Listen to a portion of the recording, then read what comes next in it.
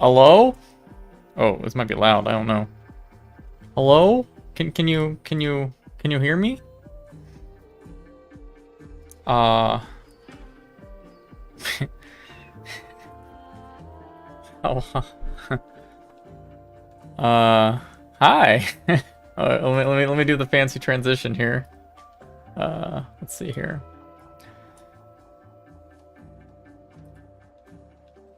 Oh, I didn't have the fancy transition. Wait. How do I fade it? It's not working. Oh, forget it. Anyway.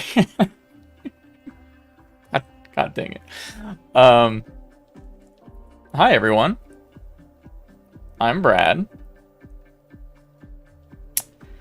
I don't care about music.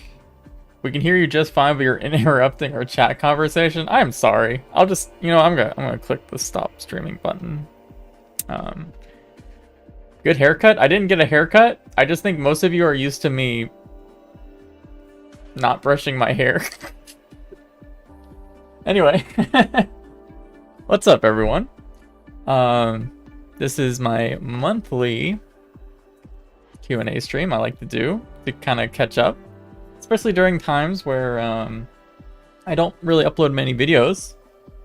My video schedule is somewhat related to when I find interesting things, and that doesn't really necessarily mean hardware leaks or rumors, but like, I don't know, if I don't feel in the mood to make a video about something because it's gonna feel forced to me, and but that's my excuse and I'm sticking to it. So tell us the juicy, plump, ripe VR news. Yeah, I think I got a pretty cool show today. So I asked people to send me questions. Yes, asked people to send me questions. And I put together this keynote to make those questions that people emailed me fancy. So after I get through this, it's only like 10 slides. Not many questions. Then we'll open up the floodgates to chat Q&A, and we can talk about all the stuff we've been hearing about in the official news, the unofficial news, and then go on from there. Does that sound good? Cool. Deckard copium. Oh gosh. Let's start with this one. Oh, this is not. Okay, I gotta. How do I do this? Wait. Oh, okay, cool. There we go. From Steve, and I believe he was talking about Cambria here. Just before I talk about Cambria, just remember I did release my final predictions video for the Cambria HMD, the specifications that I've been hearing for a while, all that good stuff, as well as these controller CAD file, the images of what the controllers look like internally. Then yeah, but as always, I want to remind people I am not a spokesperson for any of these companies I talk about. This is a fun channel where I talk to people in the industry, try to get the most up-to-date information, and share it with you all so we can nerd out as VR losers that we clearly are. So yeah. Valve Deckard final predictions? We can talk about that a little bit, actually. So anyway, so this person was asking about the controllers. Can the controllers in HMD be used outside now that the controllers track themselves? This could be really great for VR as many people don't have the largest free space in their house. So here's the issue that comes about using a headset like the Quest 2 or even Cambria, probably. Using these outdoors is mostly related to the intense sunlight that the sun gives. So if you're like peak midday, you're gonna have a lot of issues trying to do anything outdoors because your cameras that are mostly black and white are gonna be all whited out completely. And really, there's not much you can do about that right now with current hardware. You can still, I mean, I see people still use their Quest 2s outside sometimes. But again, once it's like the peak sunlight hours, it's really is what screws up the tracking. And I don't see the case being different for Cambria because they're still mostly using the same sort of camera tracking system. They're just allowing the controllers to do their own and sync that up with the HMD's own tracking it's doing. So, and it would get, yeah, the headset would get hot. I mean, even the Steam Deck recently had some updates to warn people because it's so hot right now in the summer that if your device gets hotter than normal, it is going to chug a bit. That's just how things go. So, will Meta still be focused on games? I think they're trying to broaden their horizon outside of games, but I still think they're going to, for the low end, try to push games best they can, which I think there's limits there. But anyways, that was a good question. I don't expect that there's gonna be too much changes for outdoor use with these higher end headsets that are basically still using the same kind of cameras. They might be higher resolution or like faster in the future, but there's still the problem of the just complete whiteout from these systems. Broaden their horizon. Yeah, that was a fun. I'm glad you caught it. All right, we got a few questions from the user known as Small Baguette.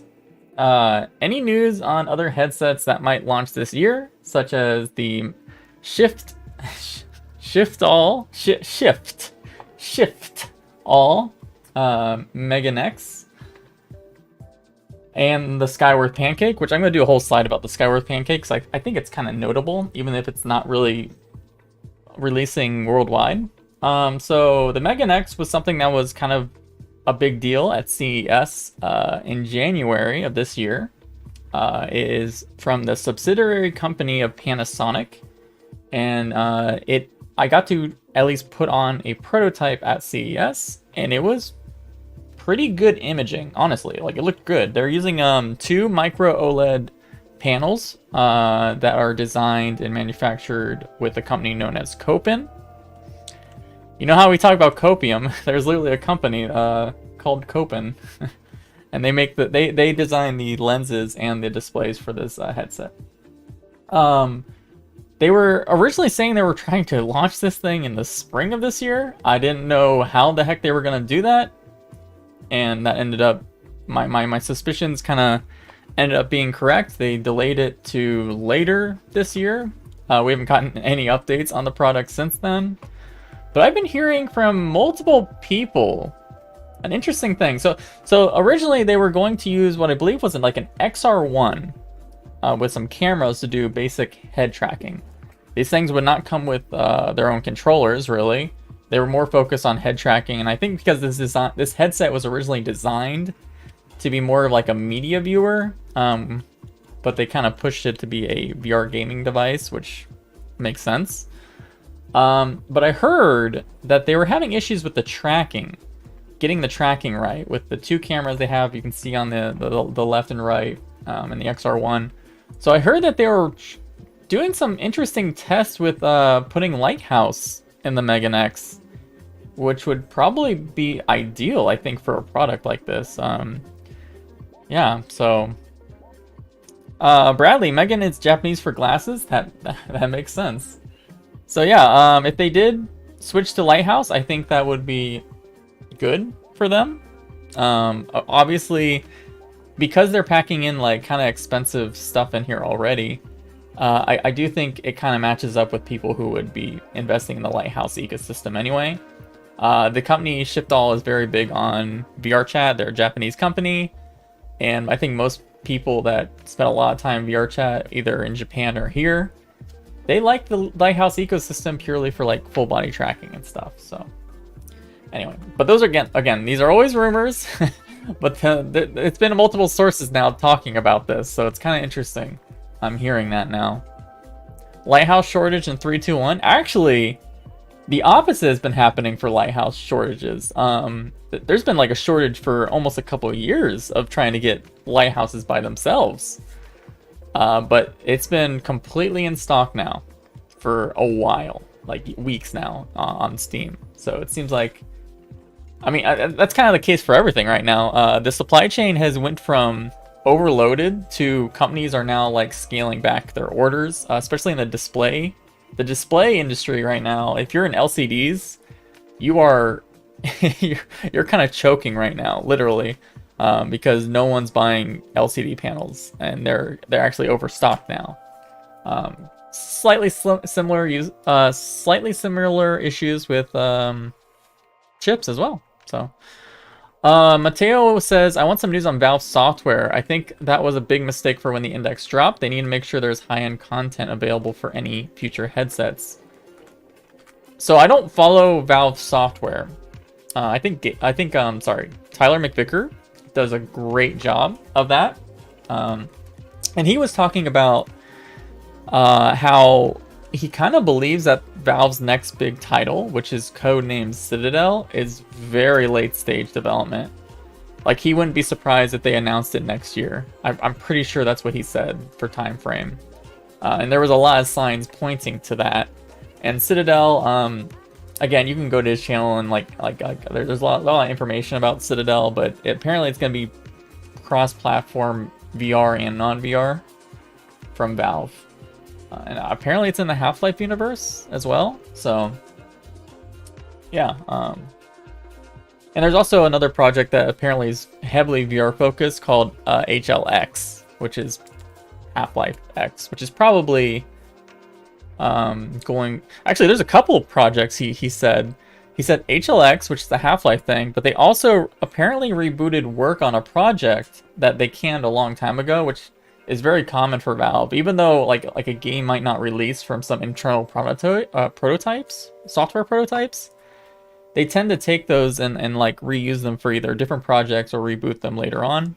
And there was this apparently a space game that Valve was rebooting internally that was like big open wide spaces and like VR and everything. So I mean, Valve's still working on games. It's just, you know, if they don't like something about the game, they're gonna cancel it. They don't have like any investors to answer to. So, but they are still working on this stuff. Let's talk about Skyworth Pancake for a second. I'll answer, guys. Keep your questions for like after this. Like I will answer one or you can keep asking questions, but I'm gonna do a big chat read answer questions after this keynote. But I might like answer your questions in between the soft spots of this. So there was a big deal. I think it was late, like 2 weeks ago. There's this company known as Skyworth. They're a Chinese company. They don't seem to have plans of releasing this product in the West, but I still think they're very notable for what they're announcing and releasing. They're releasing 3 different products with Pancake lenses, and they are called the Skyworth Pancake 1C, the Pancake 1, and the Pancake 1 Pro. I went ahead and pretty much highlighted all of the things that need to be translated. They are all going to be running on XR2 chips. I wish that would stop popping up, whatever. They're going to have Wi-Fi 6. They're going to have a pretty large battery. But things kind of get interesting when you get up to the 1 Pro, because they're talking about... so first of all, they're using displays 2280 by 2280 per eye. And the interesting thing about these displays is they were shown off by TLC, actually, at SID. Remember that display conference I went to this year? They're super high PPI displays, and they're really high PPI because they're only 2.1 inches diagonal.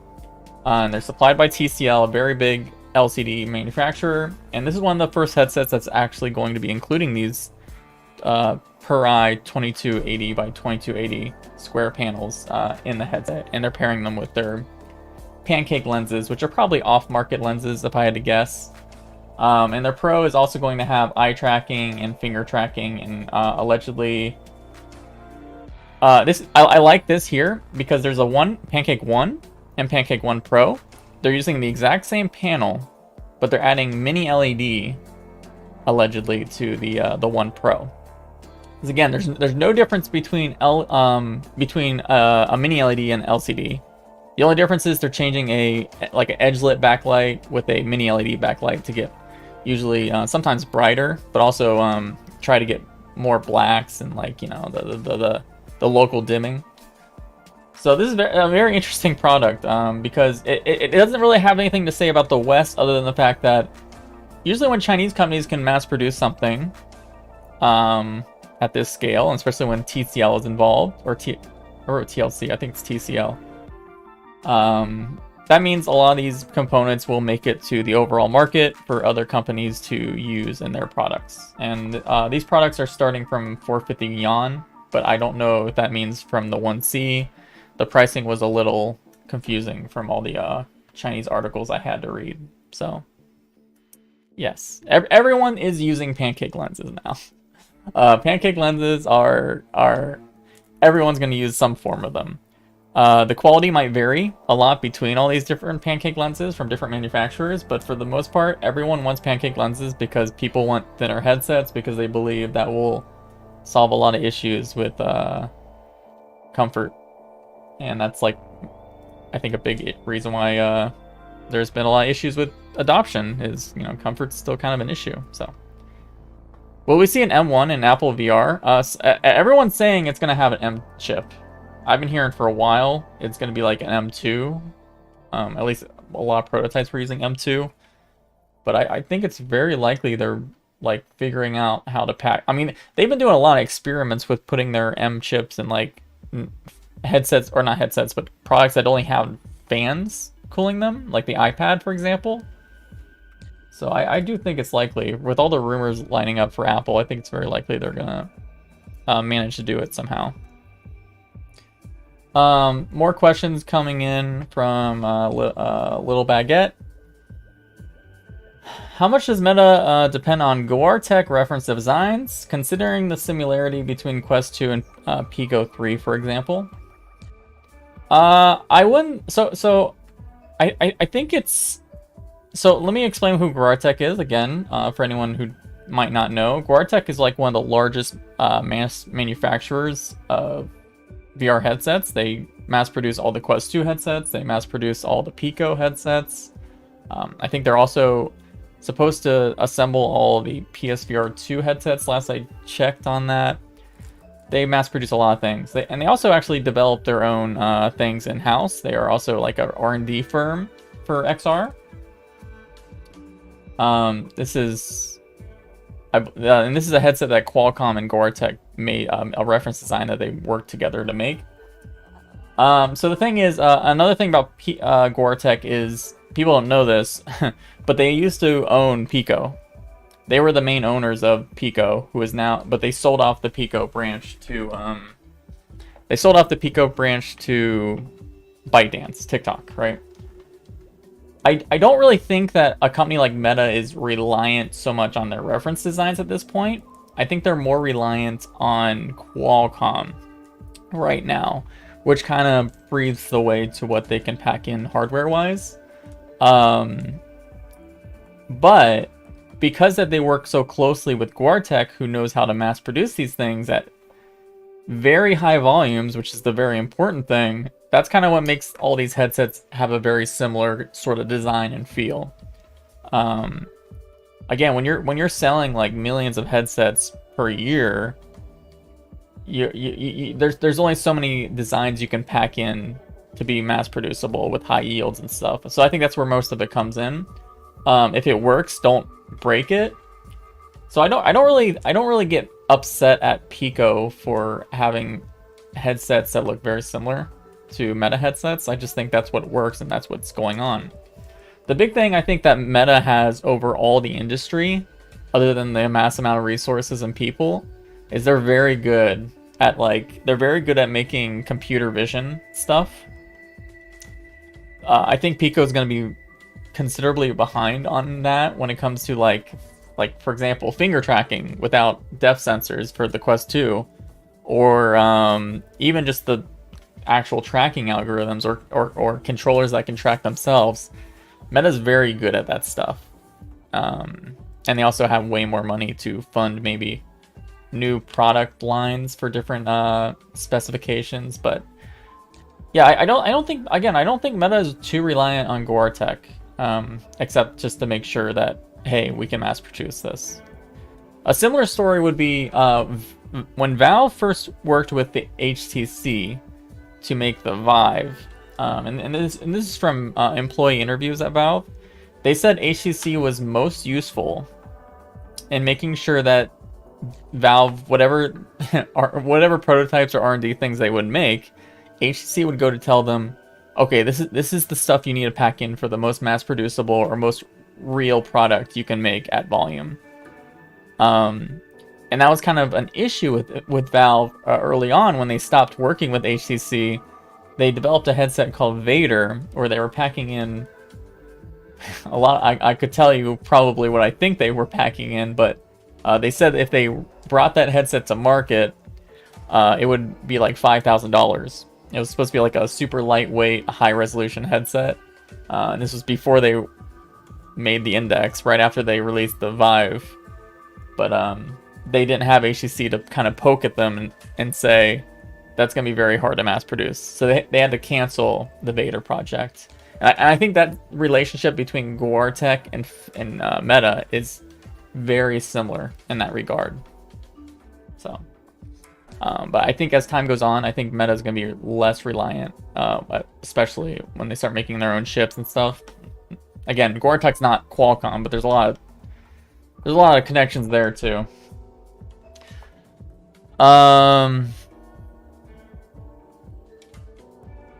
Meta will make a perfect headset and everyone will copy it.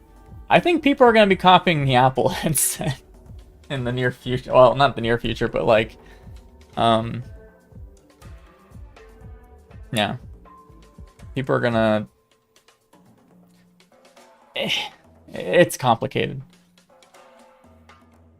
5K is cheap compared to what the Apple headset was probably costs. I mean, this was also the time... we can talk about Vader another time. If you're interested about my speculations on Vader, because I did a lot of research on that, you can ask me later on.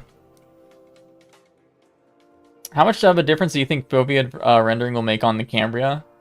I don't think it's going to make that much difference. Like maybe 50%, which is still good. 50% improvement, but they've been using static foveated rendering for a while. And I think the more I think about it, dynamic foveated rendering is probably not as notably useful for headsets that don't have large FOBs, if that makes sense. And I don't expect Cambria to have a hugely large FOB compared to what we have today. So I think yeah, it might even I'm not even convinced that Cambria would care much about dynamic foveated rendering, because I imagine even adding the fact that you have to track your eyes and then kind of add that to the foveation algorithm or whatever, that adds a little bit more performance. I wouldn't be surprised if they just ended up sticking with the static foveated rendering with the XR2 that they're apparently using. So Apple and Valve is still a thing. Let's bring that up later. I need to gloat later on. All right. Anyway, not gloat because nothing is confirmed, but you know, my copium has spread farther than I originally expected on that, so that's fun. All right, let's talk about Pimax. Any contact with... Anyway, for this window to go away. Okay. Any contact with Pimax? Seems like they still intend on the Crystal launching this quarter, which would mean by the end of September, I believe. Personally, I think on paper, the Crystal / 12K seem near perfect. Emphasis on paper. Glad you put that emphasis there. However, the form factor feels like it already is dated and quickly getting to unacceptable territory for new high-end gear. Well, Pimax released some images of the Crystal. This is basically a teardown of the Crystal, and you can kind of tell a lot about the headset from a teardown, actually. So I'm very surprised. I'm not too surprised, but I was happy to see this. To answer your question, I've heard from multiple people. Well, not multiple, maybe like 1 or 2 people. That the 12K is almost impossible to release this year.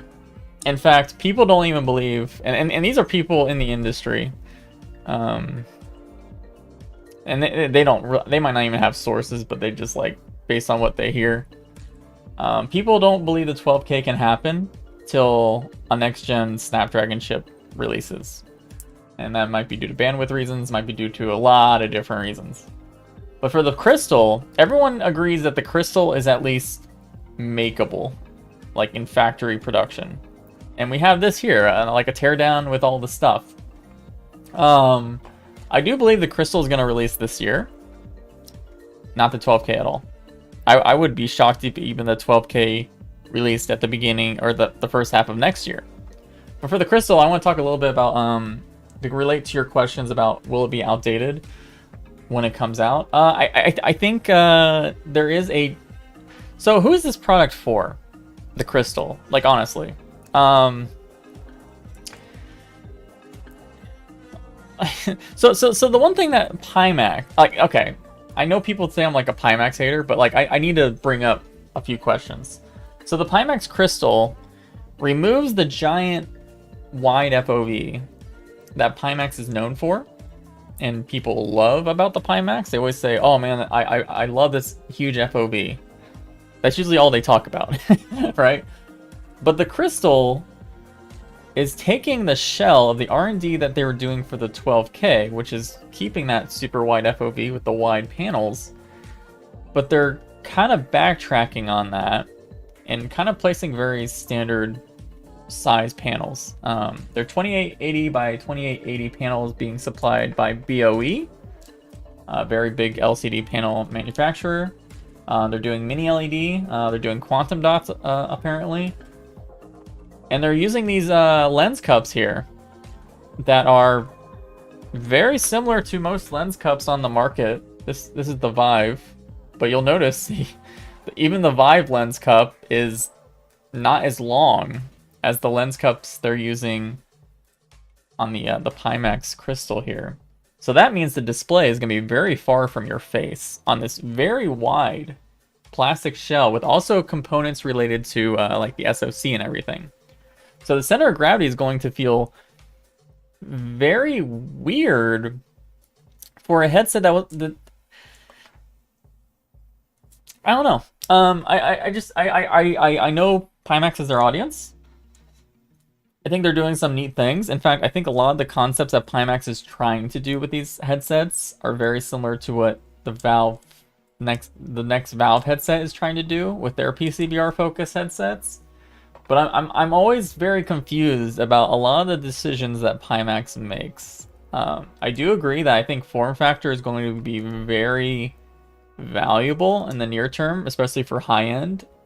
This headset is clearly a 12K that they realize they cannot mass produce the 12K, and then they kind of backtracked on everything else and kind of are filling the 12K shell with stuff you would find in like a Vario. So I don't know. It's gonna release this year, I believe, but I just think it's a very strange product at the price.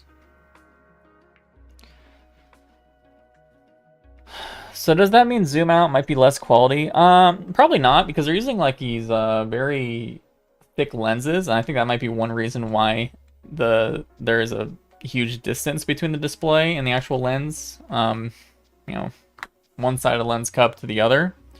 They're probably a fine magnification when you have lenses these thick. But yeah, I mean, a few other things here is like there's like some huge heat sinks here with some fans here. So it's got some crazy cooling. But yeah, we'll see. I always treat Pimax with like, I know they're a company that exists, but whenever they do a keynote and at the very end of their keynote, the biggest bold letters is, "For investors, please email us." I always get a little nervous when I see that. So anyway, not sure if Cambria would be worth it at 1500. Hard to justify. We'll talk about that a little bit. I think we'll talk about that a little bit, I think. Brad, are you getting Cambria? Oh, maybe we'll talk about this right now. Okay, let's talk about it right now, since multiple people are asking about my opinion on Cambria and the price and like, will I get it? I will probably buy it. Honestly. I will probably buy it, even if it's just for a review. But honestly, what? So we have to think about what they're packing into Cambria. Like, I know we can do a whole spec sheet list and everything, but like seriously, like think about what features are included in Cambria, and then kind of compare the competition at that price point for standalone only headset. Standalone only headset with face tracking, eye tracking, controllers. I mean, the controllers are the most exciting part for me, honestly. I think the controllers are mad crazy. I mean, the displays are not the resolution I think they should be for productivity, but I think they're, again, probably great displays. They're doing counter rotation, which I am so excited to see a headset and try a headset with counter rotation. Like, that's been boggling my mind for a while, like maybe a year now, and like to find out that Cambria is going to do that is like, whoa. But their closest competition in that price point would be the Vive Focus 3, right? Isn't that how much the Vive Focus 3 is? How much does that cost? $1,300. The Vive Focus 3 has what? I don't even remember what it has. It's got high resolution panels. It's got some weird optics. Same optics that are used in the Vive Pro 2, which I know people know I'm vehemently against those optics. But yeah. There's not much competition in that range. Will it be for everyone? Will the Cambria be for everyone? No, and I think they've positioned that very clearly. That people who have bought a $300 Quest 2 are not probably going to be interested in Cambria. But I think it's probably that's another thing is they kind of screwed themselves a little bit with pricing the Quest 2 so low for so long. Is everyone's price impressions? Why won't this go away?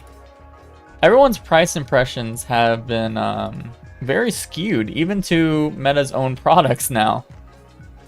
And they raised the price to $400 recently, which bridges the gap a bit between these product lines. But I really think the biggest reason why they might be pricing Cambria so high, if it is $1,500, which wouldn't surprise me, I think they're setting expectations for maybe a Cambria 2 in 2 years. That might be even more expensive to make. I really think Cambria, what we're getting, was a product that was a lot smaller in scale to be released last year. But they wanted to really push some more mixed reality stuff in it, in my opinion. But I think the information reported something related to that too, about how Cambria was supposed to release last Connect, but had a lot of issues. But yeah, I don't think Cambria is gonna have a much higher FOV. I think vertical FOV is really gonna be the thing that's different, notably different. And again, it's because they're counter rotating the panels. That's like the main reason. So, all right, let's continue. Yeah, they do need to make their hardware profitable, which I think is. Look, I know I'm a crazy guy, right? I'm a very crazy person. I've been saying for a while that I hate the Quest 2 because it's so cheap. Because it's made every high-end headset, whether it's PCVR or what, everyone looks at the high-end headsets and they're like, well, the Quest 2 is $300. But just the Cambria existing at a price point around there would make people stop comparing the Vario, the Focus 3, the Pimax. They'll stop comparing it to the Quest 2, and they'll start comparing it to the Cambria, which is where it should be compared to, a high-end product with a high-end product. So I see like a lot more leeway for high-end competition, maybe. So yeah. Hey Baker. Anyway, that's always killed me. Like people comparing freaking $1,000 index setups with full body tracking to Quest 2. Like, Anyway, all right. So let's go on to this next question. We spent a lot of time already on Cambria. We'll probably spend more time after this keynote. I wouldn't be surprised. Personally, which do you think will have a bigger impact on VR growth and retention? Better games, applications, or lower friction? I've always, you know what? I think I hate to cop out. I hate to cop out on this answer, but I want to say all of the above for software. I think especially UI is very important for VR. A big example of this is it's always so people always compare Neos VR to VR chat, especially after there's been a lot of issues recently, where there's been like a temporary exodus of a certain amount of players to different social VR platforms. I love Neos. I always want to bring a lot of people into Neos, but the Neos UI is so not user-friendly compared to VR chat, and I think that's like killing them for adoption, including when I'm trying to drag people in, because I have to literally explain to them how to join me. You know, like it's a whole process. I also think the Quest UI is really confusing. The Quest UI confuses me so much, actually. And every time I open my Quest, which I recently got a new Quest again because my old one broke, but every time I open it, which is usually like a month or two, it always feels like they changed the UI again. So like I can never get comfortable with learning the UI, but they always mess around with it. But for software, you definitely need everything firing on all cylinders. You need UI, you need better applications. But I always believe you can only make better applications when the hardware is usable and comfortable and kind of pushes people to want to use things longer. The reason why Beat Saber is so powerfully used and has a high retention, users keep coming back to Beat Saber, I would argue is because you can play Beat Saber in like 5-minute bursts, like 5 minutes a day, and that's what Beat Saber is. It's kind of designed around that feedback of where people can come back and play it for 5 minutes and get what they want out of it. But you also have to think about the hardware side. A fully built game like Half-Life Alyx or Boneworks, not many people are going to want to wear these headsets that are heavy and uncomfortable and low resolution for the amount of time to be able to complete a game in a whole sitting, or at least way less likely than a non-VR title. And that's for games. I think it's very similar for software as well. I always believe that hardware, I really do think the Pancake revolution that we're about to walk into is going to be great for adoption, or no, not really adoption, but retention. Hi, Arthur. So, yes. That's how I everything needs to work. Everything needs to work. So, anyway, this was I pulled up this thing here because we actually data mined this menu 2 months ago, or I should say Samulia data mined it, and I reported it on his behalf. So they're adding version 43 is rolling out to PTC people, public test channel people for Quest, and they're adding a lot of strings to face and eye tracking. And it's always funny when I go on the threads and people are surprised that Cambria is gonna have face and eye tracking. You would be shocked how many people are not as obsessed as we are for figuring out what hardware has upcoming. But yeah, these are all like recording settings for Quest 2 that will improve the recording experience quite a bit. And they're finally rolling it out to V43, which will be coming out this month with Meta accounts as well. I reported the V43 will have Meta accounts like 2 months ago, so that was from my sources. So very cool. Content creators are always complaining about the recording settings, so hopefully this works out. I have a feeling this Christmas is going to be good for VR. Me too. Alright, next questions. The Carmack interview is pretty good. I did enjoy it. I did enjoy it. There wasn't too much new stuff. Oh, there was one thing that Carmack said So, and I think this relates. Try to okay. Hopefully, someone in chat can remind me when we talk about Pico Neo 4 about the Carmack interview, because I want to kind of bring that up in a second.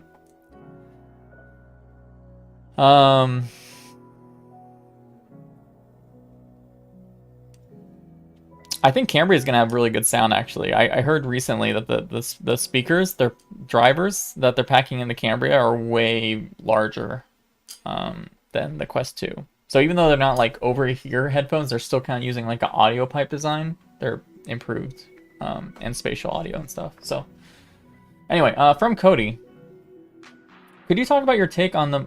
I hate this. Can I make that not pop up? Could you talk about your take on the most important hardware features in HMDs such as Cambria? Well, we kind of talked about it. I think Cambria is going to be the biggest benefit. We were just talking about this. So the hardware that Cambria is designed, and this might answer the rest of this guy's questions, is Cambria is clearly designed to easily take off, put on, wear for a period of time, and then put on a charger.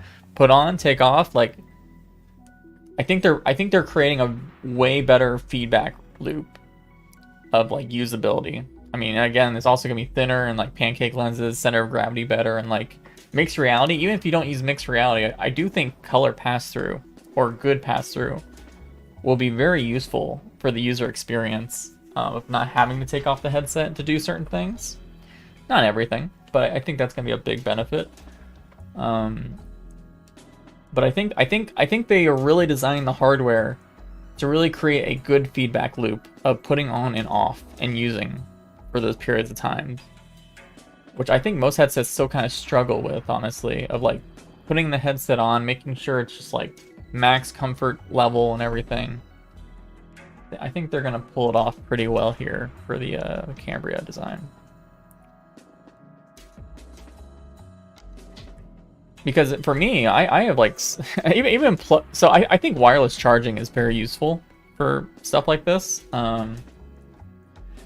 I have like 6 index controllers, and I always wait till all of them to die before I plug them all in, because I hate plugging things in. I don't know, I'm just too lazy. I've become too lazy. If I can just plop down an index controller on a dock and it just charges, that's pretty nice. Alright, I also think about how it's not natural to smile while wearing HMDs because it puts tension on your face when you smile. Do you think Meta has thought this out? Yes, I do think so. I think that's why they're doing the Halo strap. I think you are pretty much spot on. I think most of the pressure on your face is going to be on your forehead, and all the tracking, it's going to be very natural. There's not going to be wrinkles. There's not going to be wrinkles from things around your eyes or anything. There probably was thought put into that. I would definitely argue. You should 3D print a cable or a cradle and use the magnetic cables. I've always heard the magnetic cables, or not the cables, but the USB things are not good. Like the little like, you know, you plug in a little thing there. I've heard those are not good long term or something. I don't know if it's true, but yeah, I should do that though for fun. Also, would your source tell you about the weight of Cambria? I think they mentioned it to me. So I think the Cambria headset is actually going to be very similar weight-wise to the Quest 2. I think they might have said it might be slightly bit heavier. But I want to remind people, it's going to be very... so when all these Pancake headsets come out, all these headsets with battery compartments in the back instead of everything front-heavy, I think it's going to be very incorrect to look at weight numbers for these HMDs and just figure comfort off of that, grams or whatever. Center of gravity is a very powerful tool, guys, and that's like one of the biggest things about Pancake headsets, and also putting just everything weight equally. I think that's going to be a showstopper for people when they put on a headset like this or the other headsets that are using Pancake lenses. All the components are coming closer to your faces. Like, man, I don't want to be like, this is an exaggerated example, but all headsets have this empty space you put over from your eye, All right, you look here, and then they pack all the components behind it. This heavy components behind it. So like your head's gonna droop down, just from the physics of gravity and stuff. So I think it's gonna be a very comfortable headset. Yeah, it's all about mechanical engineer agrees with me. Beautiful. Can I just say one thing? Like if my camera would stop being blurry, drives me nuts. I am always so... It's still blurry, isn't it? God, that pisses me off. Alright, I'm always so very thankful that, the community and, like, people who come to my content, a lot of electrical engineers and, like,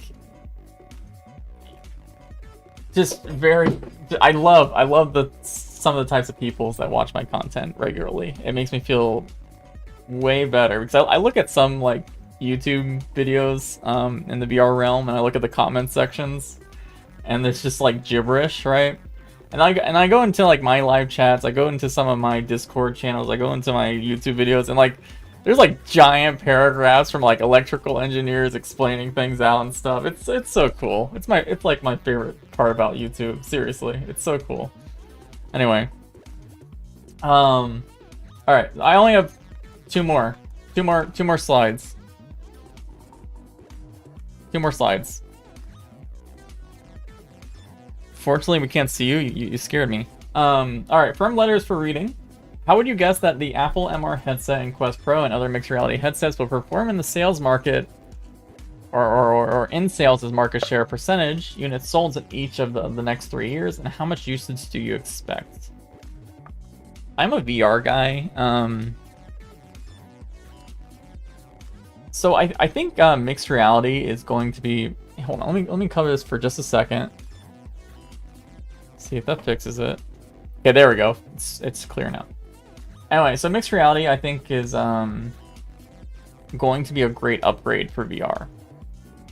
That's the way I see it. I don't see as... I know some people are very bullish on mixed reality to be like the AR stopgap or whatever, or at least the gap to AR glasses or whatever, immersive AR glasses. But for me, I really think mixed reality is going to just push the VR stuff more in every way. I do think it's gonna be very useful for productivity the more I thought about it. I like at some point I think it's gonna be useful for productivity. And it looks like that's the next question. For example, will mixed reality be a breakthrough where people use it to do their productivity tasks in a replacement of a laptop?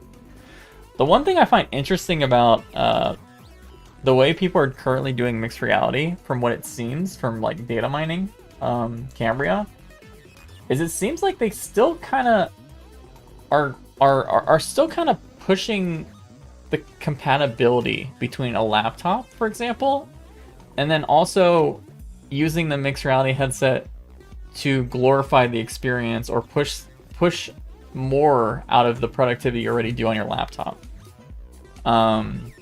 or the keyboard or the mouse and stuff like that. I'm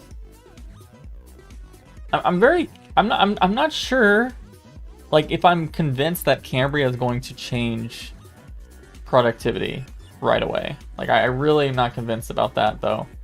I think it's going to be very good AR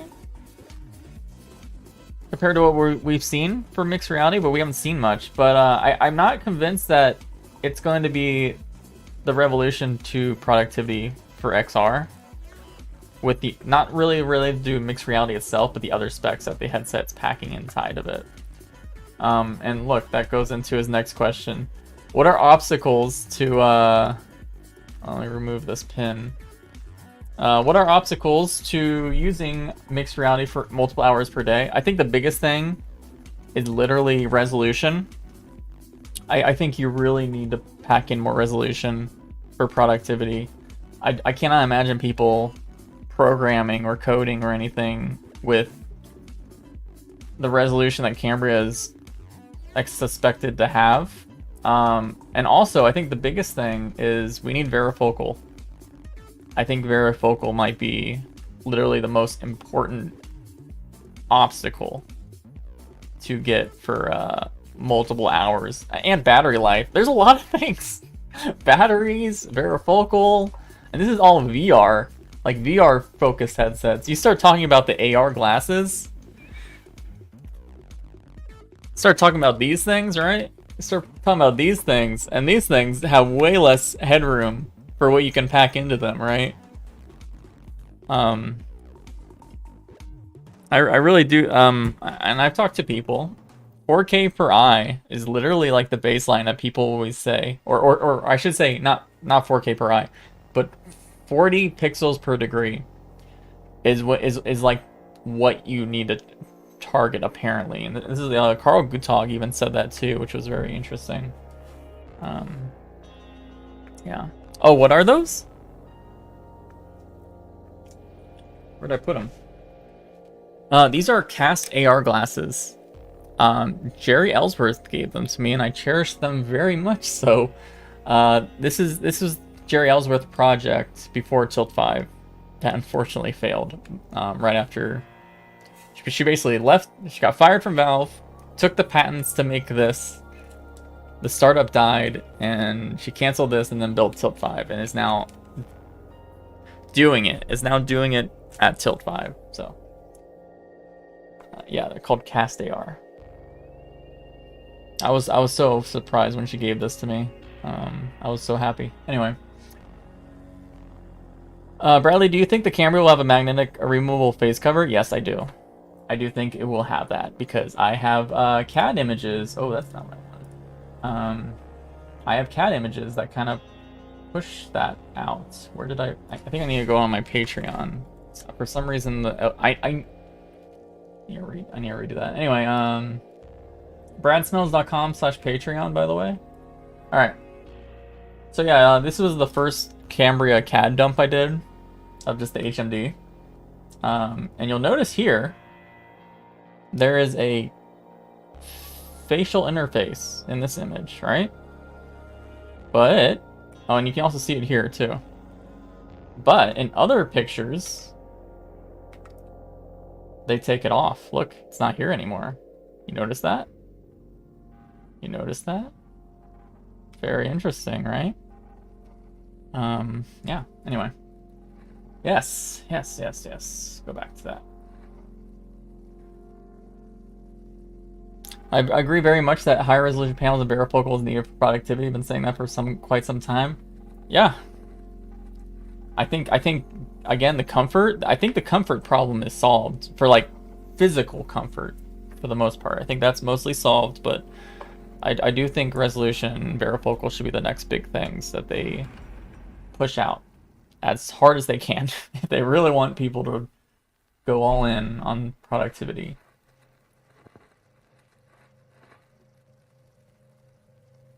There's no cushion at all?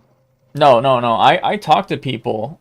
I talk to people and they say, I have to be very careful. So here's a 3D print of Cambria with like no face gasket. And I can hear people tested this so far in different things. But I heard there was I hopefully I'm not misremembering because that happens sometimes, but I really do feel I heard there's a gasket attachment. Alright. What about consumption use cases such as more immersive video platforms for mixed reality? I think that is a use case, yes. I think a more immersive... But I really do think VR content is way more immersive than mixed reality content for viewing.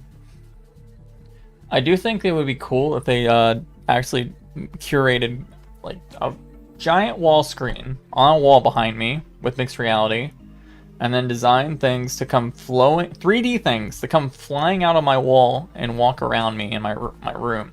That would be immersive, but that would also be very difficult. I think it's much easier to just make VR content at that point, but yes. Do you think inside-out body tracking from controller cameras is possible? I don't think it's gonna happen. in a product anytime soon. I think it's very difficult for a lot of reasons, especially if you're moving your controllers around a lot. But I could be wrong on that. I know there's been a lot of cool research and experiments for that, but I'm not very confident in that too much. I have not asked my source about full body tracking, but you can even just look at, so Andrew Botherus have talked about full body tracking, and even he thinks that you need some sort of sensor attached to you right now. And that might just be like simple IMUs that can work together with cameras. But like pure on camera only, on controllers looking at you while the cameras are moving around worrying about their own space, I think it's really a difficult problem.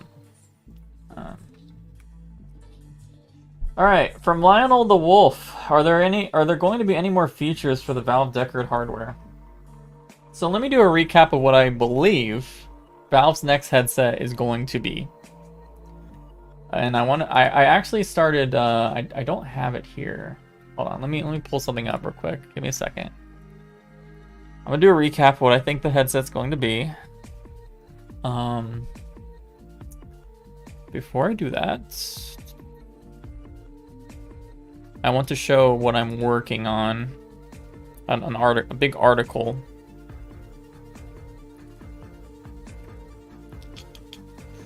Preview.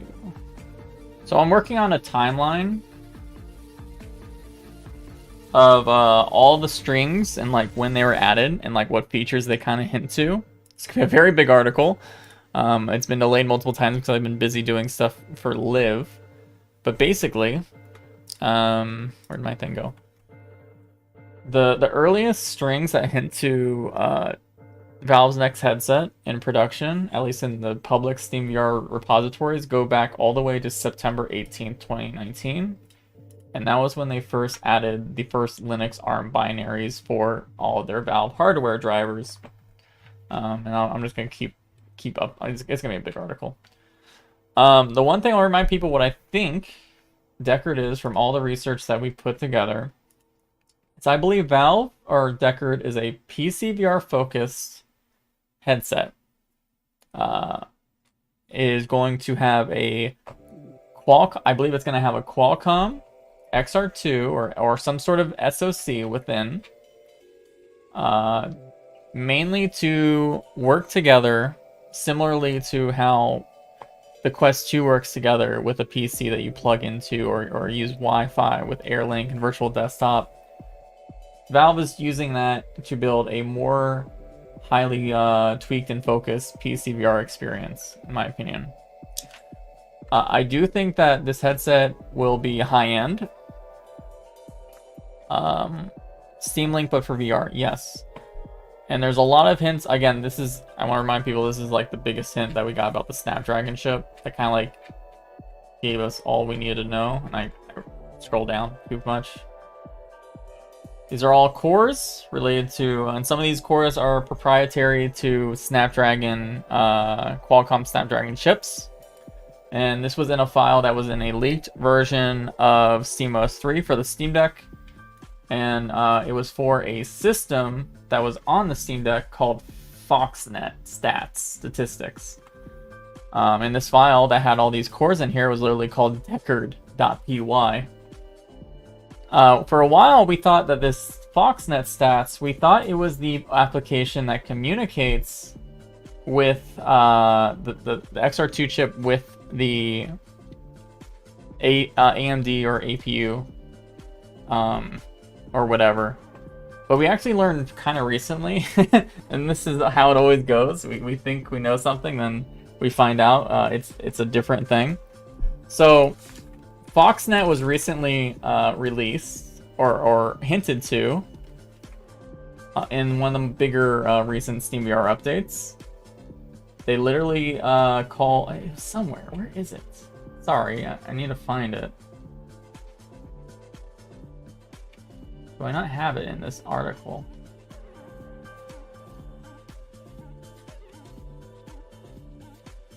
Oh, here we go. Right here. Perfect. So right here, you can see WireGuard. FoxNet active equals, or not 0. And we found out that FoxNet is actually not what we thought it was. FoxNet is a VPN tunnel that anyone that has a developer kit or a version of Deckard or Valve's next headset, whatever, it would report statistics to a Valve internal server. So for example, if you had a dev kit and it was acting up or the thermals were getting too hot for some reason, all that information was going to be reported to Valve's servers, purely for people that are testing the headset. And you know, you combine that information with literally strings and CVR calling out Deckard dev tools. You're just like, okay, well, there's probably dev kits being sent to some very few people, or at least people within Valve for their homes or whatever. So yeah, I believe Valve's next headset will be an expensive high-end headset that's still focused on PC VR. Will have improved everything because they're packing in more internal like SoCs to do things. Term split rendering sort of you can throw out there, but it also gives you like benefits such as having like a little kind of like a miniature operating system on Deckard. Because when you activate something called a standalone system layer inside of SteamVR, it actually disables the entire dashboard process. Standalone system layer was not added into the SteamVR code until January 6th, I believe, which was of 2021, which was the big big data mine that they added early last year. They first added the Deckard strings, they added Prism, they added VR Link Wi-Fi, like all these things.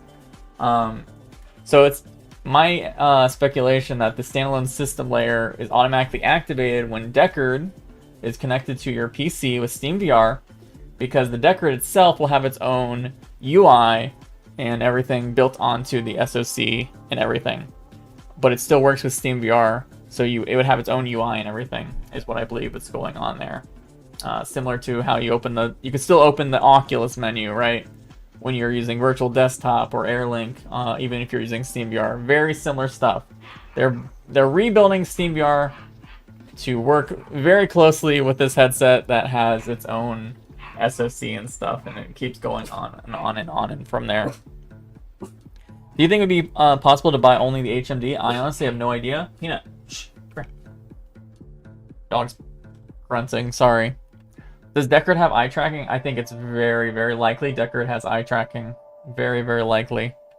So, but yeah, if you want a really good write-up about the latest big data mine, go on sadlyinreality.com, and this thing gives you everything you need to know, and including a like new system menus that are related to updating a software.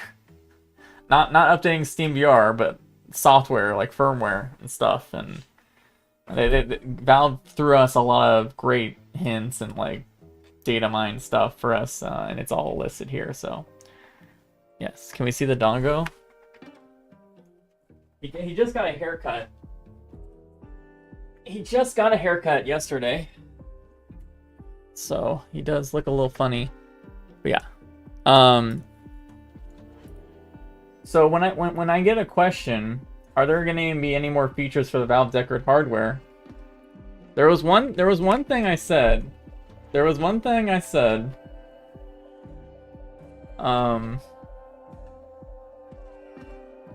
Hold on, I'm trying to find the article. Upload VR did a great article of rumored and confirmed VR headsets upcoming. Oh, you peanut. Let me put them down because it's hard to navigate. And they did write something about the Valve Deckard. I was pretty happy with it. So I remember I did a bit, I don't know if maybe some of you were there, but like late last year when we found the FoxNet like Qualcomm core references, I did a very big Livestream. It was stupidly named, like I figured it all out or something, and yeah, never, that was a stupid thing to call it, but and I said in that, it was the first time I said this speculation ever. First time I ever said this speculation. It was based on a lot of research I did, and I said that I believe this Valve's next headset was going to have 4K per eye micro OLED displays from a company known as, or at least worked in partnership with a company known as Imagine. And I remember people thought I was insane already, right? That was an insane speculation to have. And then later on I did another video. All right. How I did more research on this display, and I saw a lot of weird connections between Valve and Apple in this display. I made a whole video about it. It's like it literally, like when you watch the video and you don't know anything, it looks like I'm a crazy person. Like honestly, like it looks like a crazy person just making stuff up, and that's what people thought of me after I made that video. But then at SID this year, our good friend David Heaney, we both got to see the display in person. This 4K 2.1 inch diagonal micro OLED display in person, right? And David asked the CEO of this company some really great questions, right? And it was funny because we were both at SID, and I was literally telling him like, "Oh man, I'm so excited! I get to interview this CEO guy. I really believe that Valve used them or whatever." And he was like, "Yeah, you know, they've been around for a while." Like, he definitely had his doubts, right, about this speculation. But then we both, you know, we both see the display, right, and we both see. Oh, it's very hard to see here, unfortunately. That on this driver board for this display, 3600 by 4000 OLED, it says Steamboat on the freaking driver board. And then David Heaney had the gall, and I'm very glad he did, to straight up ask the CEO, "Did you work with Valve?" And he goes on to say, and like they did like a podcast or whatever talking about this interview or whatever, off-record interview. And apparently he just, like, the CEO just sat there, didn't say anything. It was like, can't confirm or deny, but there's also a larger company that got involved later on. Yeah, so Scully declined to say whether the partner in question was Valve, but there was a second partner, a larger company involved too. And then also, if you've been watching the Apple rumors, you would also hear that Apple's rumored mixed reality headset is going to feature 4K OLED micro displays, supplied by Sony, who can mass produce things pretty well. So you know, you go from this period of everyone thinks you're crazy, everyone thinks you're an insane idiot, and then you start getting people on your side. It's great. The madness spreads. Very, very fun. And it might not be 100% true. There might be some like incorrect things there, but like for the most part, no one would have ever. I don't know. Anyway, what happened to T-Rex tech? I never believed that Cambria would have T-Rex in it. I think I said that in the video. I said it would be a very interesting technology. So SID, again, the same conference where we saw this display, and the same conference that TCL showed off the LCD displays that are going to be in the Skyworth headset.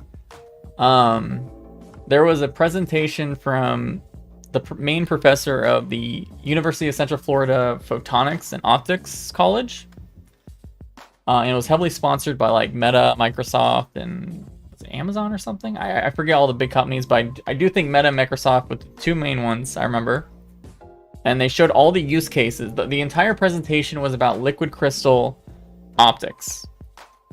He gave all the use cases, what you could do with them if they were mass produced. And one of the use cases, he literally gave the same exact example I gave in my T-Rex video. That if you had like a 30 pixels per degree, you could have a solid state liquid crystal display to effectively double the PPD to get the 60 PPD. So when I heard that from the super smart professor, literally like a few weeks after I made that video, I was like, I'm not stupid. Fully. So, I'm tired of crackpots being right. Stop it. I'm not right. Nothing's right till things are officially announced and confirmed, but I do think Valve is very interested in using that display or like that kind of specification. Do I wait? I hate those questions. All right, anyway. Yes.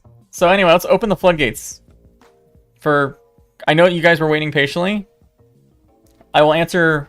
How much time have I spent already? We're gonna spend the next 45 minutes, I think, answering questions in chat. What is TRX tech? So basically what TRX is it's like a liquid crystal polymer optic, which is very similar to how Meta's been showing off varifocal, except instead of changing the focal point or focal distance of the light, they are wobulating, kind of like wobulating the light from a display without moving the display itself. So normally displays have like a pixel gap, like a area between pixels, and this wobulation thing is not new. I mean, at least the concept of wobulation for displays, it's not new. They basically wobble the display a little bit to hide that gap further. So the effective pixels per degree or the effective resolution looks a lot higher because there's no discernible gap. Like a lot of rear projection TVs had it, and like they're just trying to figure out how to pack it into headsets, basically. So kind of like, yeah, kind of like a vibrating screen, except they're mostly vibrating the lights. They're not really vibrating the screen at that point. So, Brad, that photo looks lovely. Thank you. Oh, I have to give my shout out to Gamertag VR. The trailer video for this stream and this image was just photoshopped and put together by him, and I loved it so much. So yeah. Also, if I skip your question, just re-ask it in chat. It's not because I'm purposely skipping it. It's because maybe chat went too fast. Do you think Deckard will be above 1500? I have no idea. I have no idea. That's another thing why I'm really hopeful that Cambria is $1,500, because I would love to see a headset from Valve around that price point. I would love to see what they can do with that price point alone.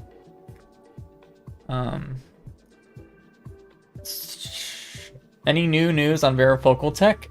Everyone is very interested in solid state varifocal related to liquid crystal polymer optics.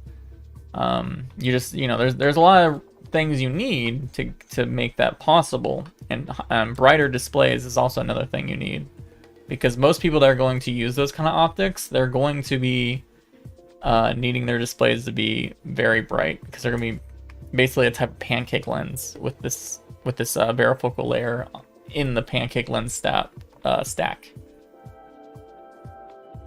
That's another benefit of pancake lenses, by the way. Pancake lenses are polarized light, and varifocal solid state lenses, they need polarized light. So there's a great segue there to improving pancake lenses to have more features over time. Just waffle your eyes, true. Like Olympus and Panasonic cameras have sensor shift super resolution modes. That's probably a great way to explain it. Yes, probably. I don't know anything about those, but it sounds very much like what I'm explaining. Will PSVR 2 work on PC? I don't have expectations for that at all. I'm more curious about those displays. Like, I would love to take apart a PSVR 2 and put those displays under a microscope for my own nefarious purposes, because those displays are very special OLED on glass. So, have you tried Lucid VR haptic gloves? Yes, I actually traveled to his. This sounds weird. I went to Lucas's house last year with Thrill Seeker and got to try out those gloves, and I was very impressed.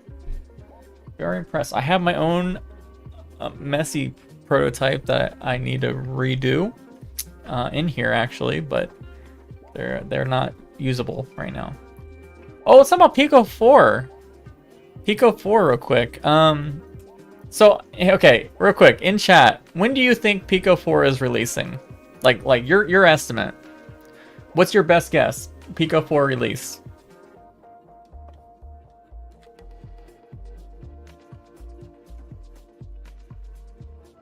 Raul, don't spam, but I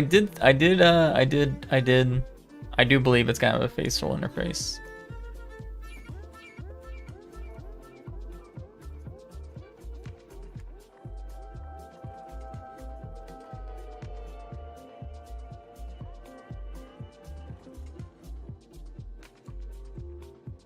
So you know what I heard? You know what I heard about Pico? I heard September. From two sources. I heard September. I also heard that they are starting to talk to content creators for early reviews of the hardware to gear up for a September launch.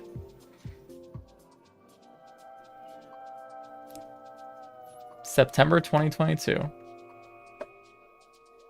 Anyway, let's look a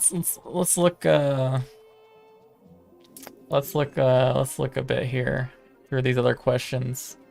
Do you think if I wished hard enough I could get a Deckard now? Dude, I have spent so much copium infused blood to get Valve to give me more data mines. Valve has not been updating Steam VR, the public branches, for like the past 3 weeks, I think. They've been updating the internal main branch once a week. I hope to God they're doing some big stuff internally to Steam VR. But I've had nothing new to data mine for a while, and I'm starting to get withdrawals a bit.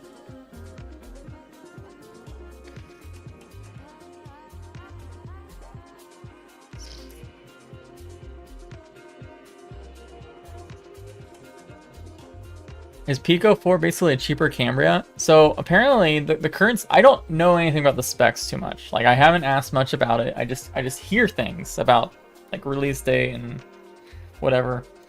But we can tell from the FTC which by the way, when something is submitted to the Federal Trade Commission for testing, like the Pico 4 was, that gives you a good idea that the product's coming out pretty soon. You don't submit FTC until you're like pretty much done. For America releases too, by the way. But in the FTC documents, we could see, where is it? Did I already remove that Upload VR article? I think I might have already done that. Again, Upload VR. So this was actual images they gave for the FTC, and it's supposed to point out where the labels, the FTC labels, would go. And these are very clearly Pancake lenses for the Pico 4. And in the documents, they said that the Pico 4 Pro was just going to add eye and face tracking. So I think the Pro is going to be more competitive, sort of, to the Cambria, but I don't think it's going to be nearly as impressive as Cambria, to be honest. They're not going to have inside-out track controllers or anything like that. So, was it? Oh, FCC. I'm sorry. Yeah, FCC. My bad. Yeah, I'm too used to saying FTC because of the lawsuits or whatever. Yeah.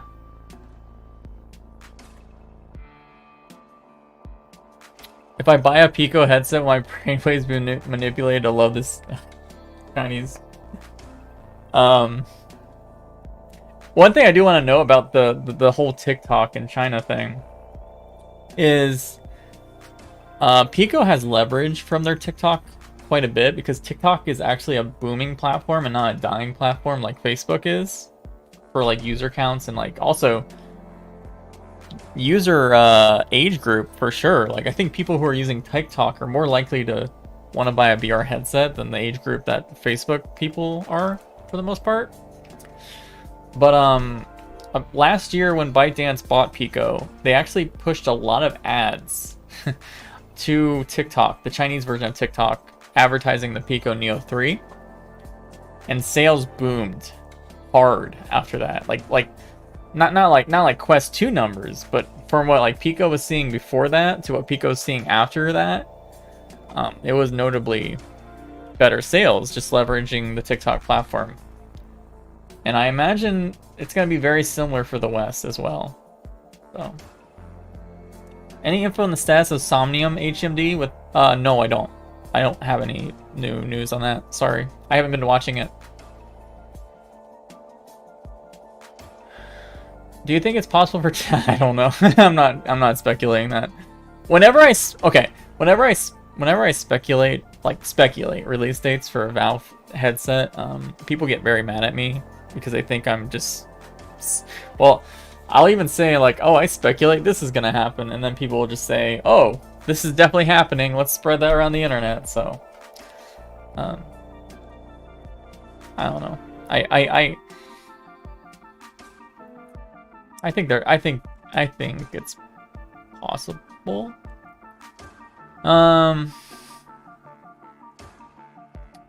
Do you think next gen headsets will be popular with 3D artists and animators? You know what? I think the people who make 3D models for what's that called? Like CADs, like 3D CADs or whatever, or like they're designing cars in VR. That's already a very big market already with the giant bulky headsets we have.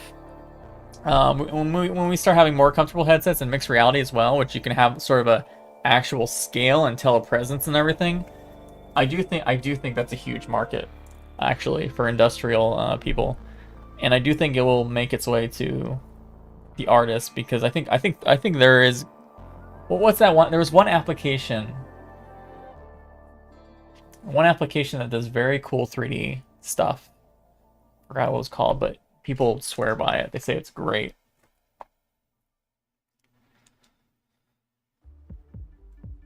Not including controllers was a speculation that even Boz joked about. I do think that was literally a big internal discussion, by the way.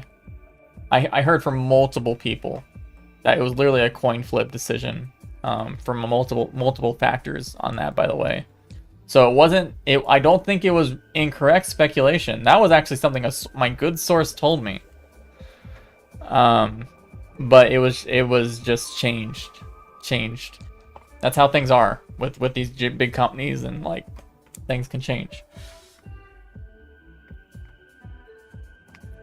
Gravity Brush? Was it Gravity Brush? Maybe. No, I don't think so. I don't remember. Oh, there is one more thing I do want to mention about Valve, by the way, just to remind people. And I never really touched on it because I never really believed, and now I'm kind of changing my mind a little bit on this. So the big Ars Technica article here that has actual sources that knew and confirmed Deckard was a thing, which I'm definitely curious who the heck this source is. But they said after the Index, they had 2 different VR headset design concepts in the works, and they actually split off into like different groups. They didn't converge, they diverged. One of them was requiring some kind of connection to a PC and lighthouse tracking, and the other was built around a processor like the Oculus Quest with no lighthouse and inside-out tracking.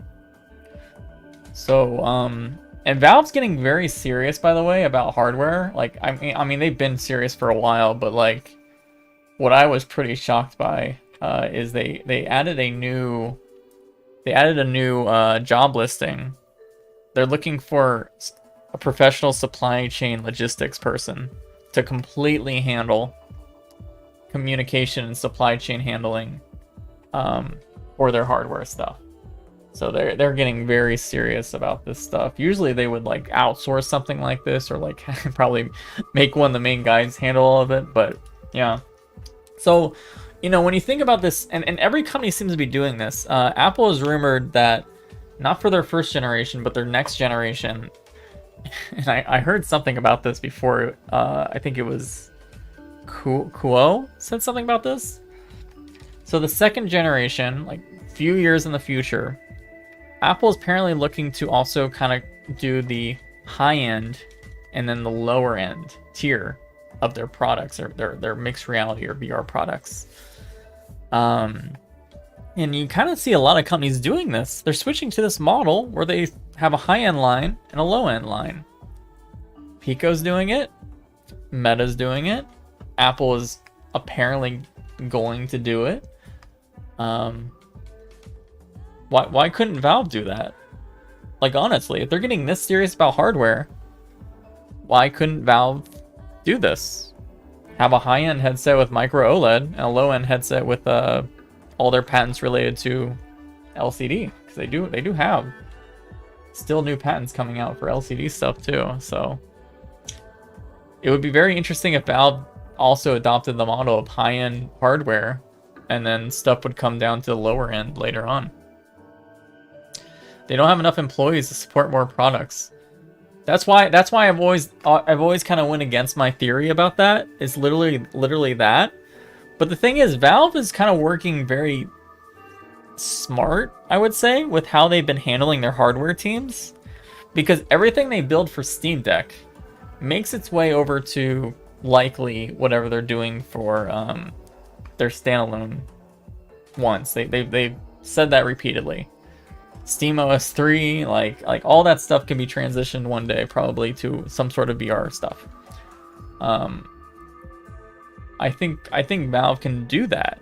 I think that if they always thought of their products as one thing that benefits everything, this whole ecosystem, I think Valve could do some really crazy stuff. But I heard Cambria has QLED. That was what I was told too. I was literally told that was what I was told. QLED, mini LED with a quantum dot layer. I was told that. Yes, I was told that. By my best source, by the way. Like, so I think what people forget, and this is what frustrates me about other people that might speculate about Valve too. I think people forget how still young the XR market is. Yet if it takes off, how lucrative this market could be. I think a company like Valve, who has not really been able to enter the smartphone market or anything beneficial there, I think they are just as interested in hoping this market grows big time, and they can have an answer to all high end and low end. I think it's something all the companies are looking into right now. So, how does QLED? So all QLED is. So again, LCD, standard LCD is just like liquid crystals, and then they put a backlight that lights up the entire display, the entire liquid crystals. Mini LED is the LC, but instead of a backlight, they put a bunch of little mini LEDs that can activate on and off behind the LCDs to give more local dimming and better black levels. Quantum dots, so QLED is usually mini LED, but then they put a layer of quantum dots that improve the color gamut of the liquid crystals to get higher, the color gamut. So that's what QLED is basically. It's just mini LED LCDs with higher colors, so it'll probably look way better color wise, especially than the Quest 2, especially blacks and grays. I talked to someone recently that tried a micro OLED headset. You could just assume like RPAR or something like that, right?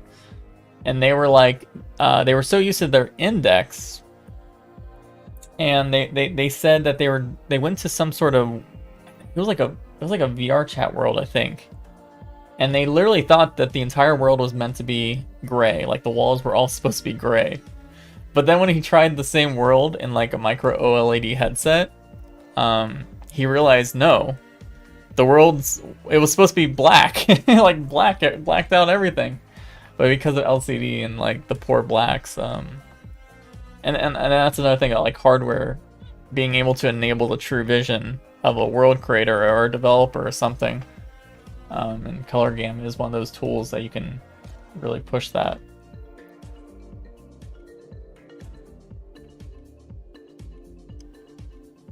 Meta Connect is September 16th. I have not heard a date for it, so if you can tell me where you heard that date, I would be very interested, because that was the one thing I've not been told yet, was the date for Meta Connect. But I was told that the targeted date would be October 25th. That was the last day I was told by my very good source. October 25th for Cambria. What is the selling point of Cambria? They're going to be pushing productivity for sure. They're going to be pushing productivity hard with this headset. But I'm not convinced that productivity users are going to be buying this headset the most. I would not be surprised if just the simple enthusiast VR users who want to play games in it, I wouldn't be shocked if they ended up adopting this headset when it's shown off and stuff. Would not be shocked at all. Anything about upcoming affordable VR headsets? Quest 3 is slated for late next year. And we did some data mining, and we found out that they might be still sticking with single display, like the Quest 2, but they're bumping up the resolution to be higher, about 30% higher. So,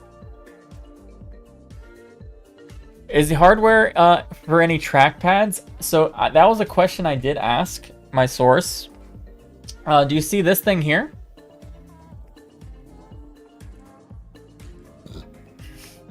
So this is called the thumb rest on the Cambria. It has its own vibration motor under it, so if you push against it, it will vibrate. I asked him, because it looked very similar to a trackpad to me, I asked him if that's what it was, and he told me that it's not being used as a trackpad right now. But he told me that internally, in earlier prototypes, they were actually using it as like a swipe and navigation trackpad thing, but they de-scoped that feature. He does think that the hardware is still probably capable of it if they wanted to do it, but it's just not a priority for them. That was what I was told word for word, by the way. So that was literally what I was told. So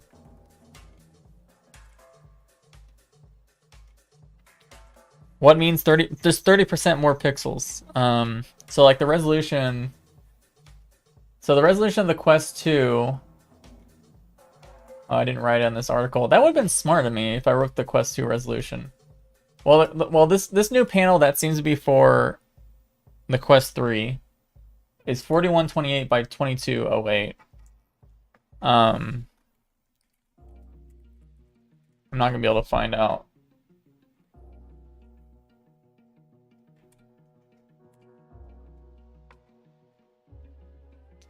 Hold on. This is not making... Hold on.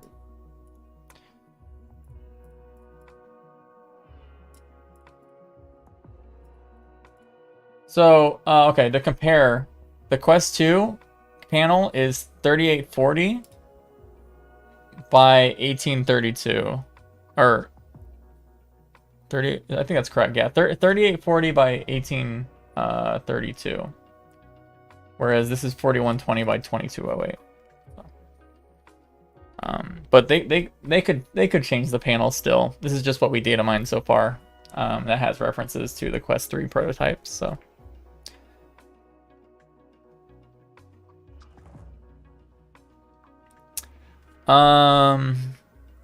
twist ending. Mark Zuckerberg himself is Brad's source. You know, that is something that happens though in this industry though. Sometimes people present themselves as you're not supposed to know this information. Here's a leak, you know. But there are a lot of times where companies will just leak stuff to people that have some sort of, they're a journalist or something, and it's like purposely let out by companies. I don't think my source is, though, from what I was told. So yeah, it's free marketing. And leaks are honestly the most interesting marketing, I think, because leaks are a continuous process until the product is officially announced. So it keeps people talking about your next coming product. So companies kind of do want to leak stuff or hint to stuff in like this weird organic marketing way. Yeah, every company does it, including Apple, probably. All right, more where are we at on time? More questions, friends. If I missed your question earlier, sorry. Just re-ask it. Oh. Will the Deckard still have a standalone module attachment, or is that no? I still think that's a thing. Yes, I still think that's a thing. One thing, actually, to kind of continue my discussion about high-end and low-end products being a possibility. You know this is the famous patent. It's called adjustable head mounted display, and like this is the HMD that has like a multitude of different head straps for it, right? Yet later on they this was more recently, they filed this patent that's called head mounted display, and it looks a lot different than the ones that we got in the last patent. A lot more, I don't know how to put this, but it's different. It'd be interesting if these were for different product plans, but it could just be iteration over the last thing, even though there's different people working on these patents. And they actually brought in, I believe they brought in people that don't work at Valve for this patent. Whereas this patent, I believe everyone on this patent is a Valve full-time employee, but some of the people on this patent were brought in from outside, I believe. So, yes. Bitcoin, you're dead. Go away. You're dead. You're dead right now. Non-relevant.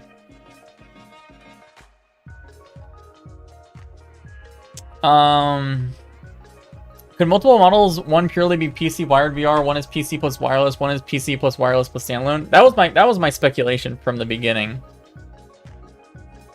My speculation from the beginning that was the Deckard was a modular headset that could be wired or wireless or standalone, just by what you attach to it. And I still believe that is very likely in some ways. Yeah.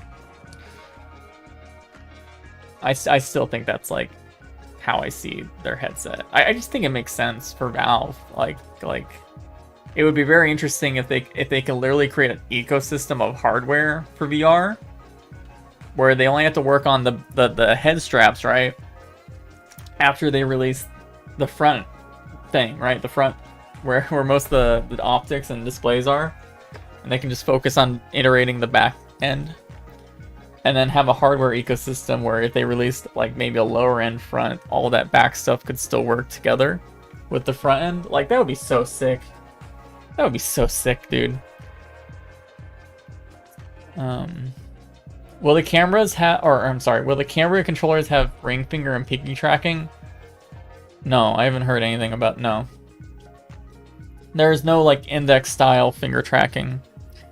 Can we, I'm glad you brought this up. I want to talk about that real quick. Nothing to do with next generation controllers, those are still mostly a mystery, but so Meta released Firsthand, which was it's an app lab demo for the Quest 2. They released it this week. It's purely focused on their camera-based hand tracking. I tried it. I was very impressed with the quality of the demo, but it was really my first time where I was kind of thinking to myself, I don't think I think there's a lot of issues for VR with controllerless hand tracking. I think there's a lot of issues relating to feedback. Um, and this has nothing to do with the fact that I like the index controllers. It has more to do with the fact that I'm not sure. I think it'll be very useful for AR and mixed reality. Seeing your fingers and like actually do stuff with your fingers, I think that'll be very good for mixed reality and AR. But for VR, where you're completely kind of mimicking your hands with like you know, the 3D models and stuff, and like you don't have anything to hold on to, you don't have any vibration or anything. I really felt a huge disconnect in that demo, hardware wise, because of it. So I do think I do think for VR gaming, you do need some sort of something to hold on to, or just have some sort of feedback. It just doesn't feel, it feels like uncanny valley territory. I that's the way I feel about it, but yeah.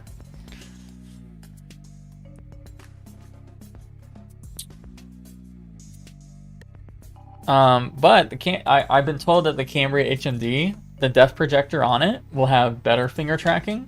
I don't know if that's gonna improve my feelings about that demo, but I felt very strange doing a lot of different.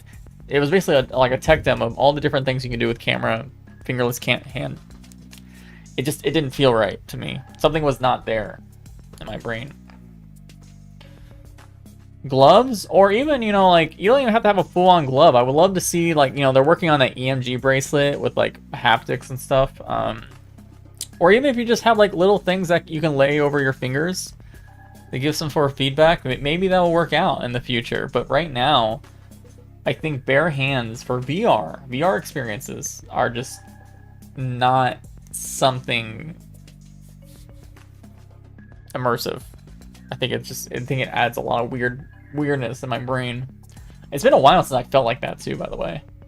It might be more interesting to use I think computer vision for hand tracking is great, but I think you need more. I think you need to build off of that tracking and then add stuff to your hand while relying off the computer vision hand tracking, because you obviously get so much value out of being able to do tons of different gestures. I think gloves are difficult for size reasons and different hand shapes and stuff. It's a hard problem to solve. Hand tracking without yeah. I also think, but I also have to agree that if you can, like, I think the benefit of the fact is for social experiences like VR chat, if you can hold your controllers, go where you want to go, put them down, and then like sign language people, there's a big sign language community in these social VR stuff. That's definitely the way. That's definitely ideal for that. I want resistive gloves. Lucas actually has a very so for the resistive haptics that pull against you. I believe he only has a couple games that work for that. I think last I checked, last I know of, it was Boneworks and Half-Life Alyx, I think, that he had working. But for the actual finger tracking of his gloves, they pretty much worked with any games that had finger tracking with index controllers, because they're basically emulating the index controllers, which is pretty nifty.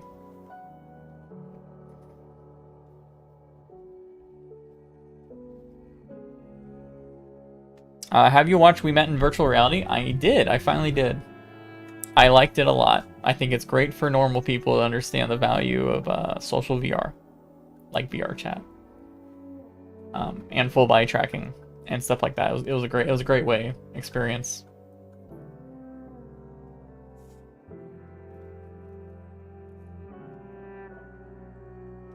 Do you think Meta would create a product like OVO Haptic Suit? No, I don't. I'm not very confident that they're interested in haptic suits. I think it's still too I think haptic suits are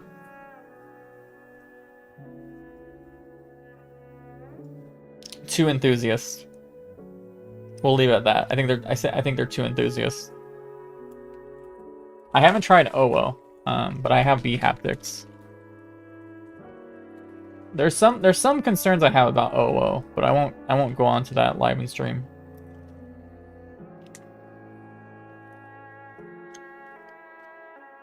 How many more years till we see cloud gaming for VR? Everyone has a big different opinion on that. I say 5. And that's probably on the later end than what a lot of other people in the industry think, but I'm not very convinced yet. Please tell us what your concerns. OWO is the electroshock one? Yes. Yes. It is.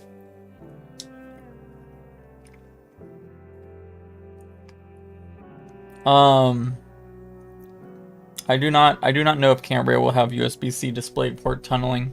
We only found that strings related to DisplayPort. But I never got any confirmation from my sources on that. So that is still very much up in the air from what I hear. Apart from varifocal, what other ways could you solve the accommodation problem? Oh yes, there is one other technology that is, I guess you could say, possible. It's my brain just turned off. Holy frick.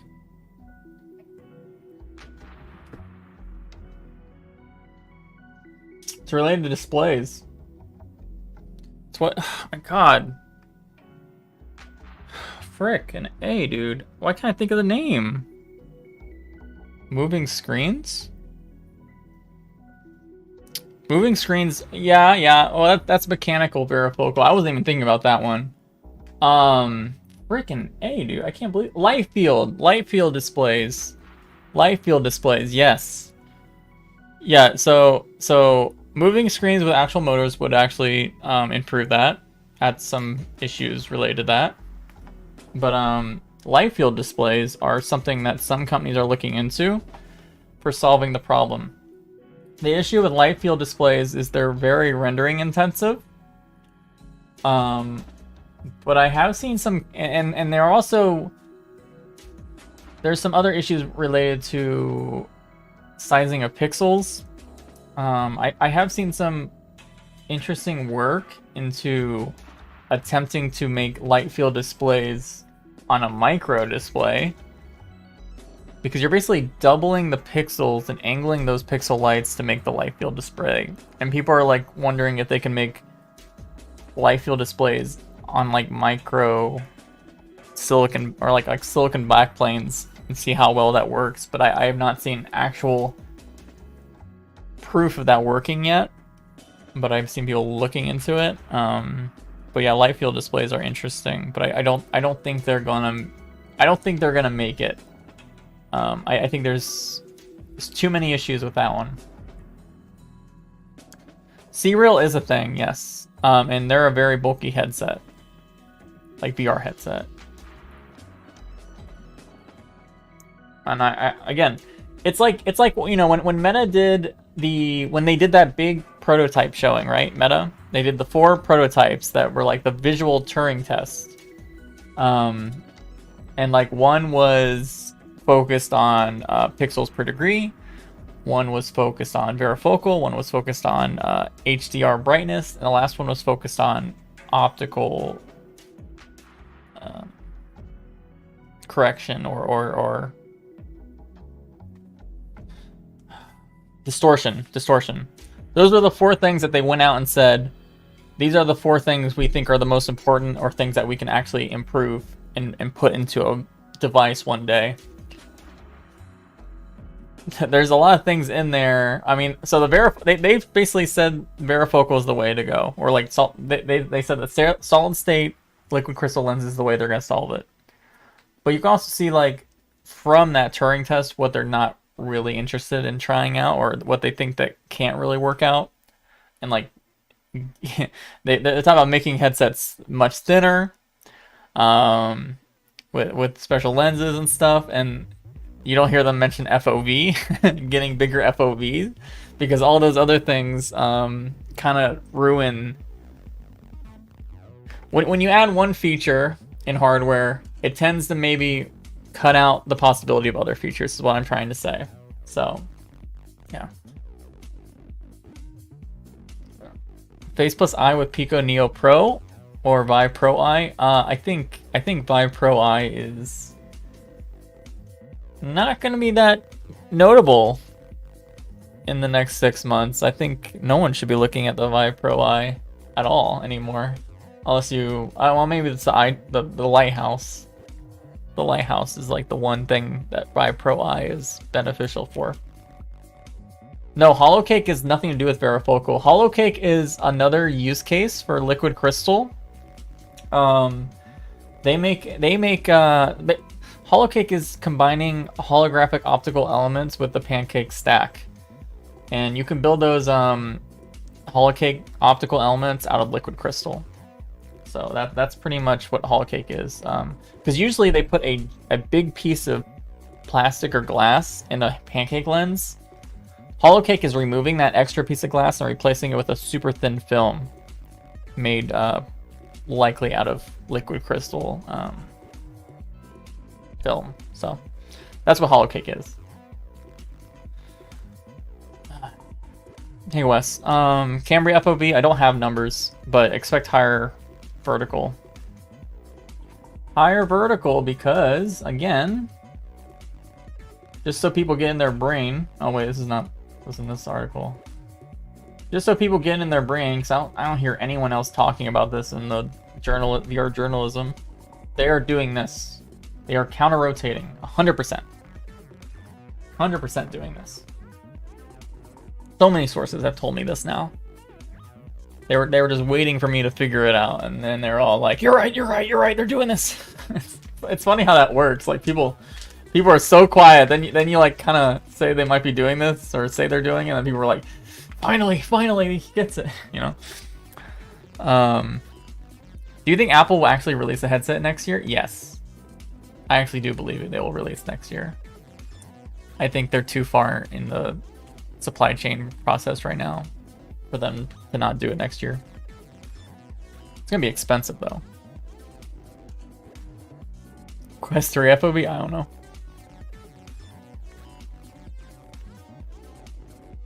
I'm hyped for VR, more ample ways to troll people. Dude, VR is so cool.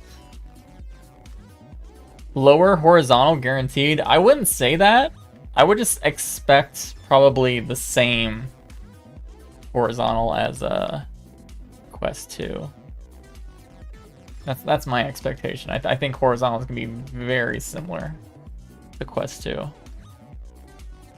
What is Apple's use case? I think Apple's trying to be very similar to what Cambria is trying to do, but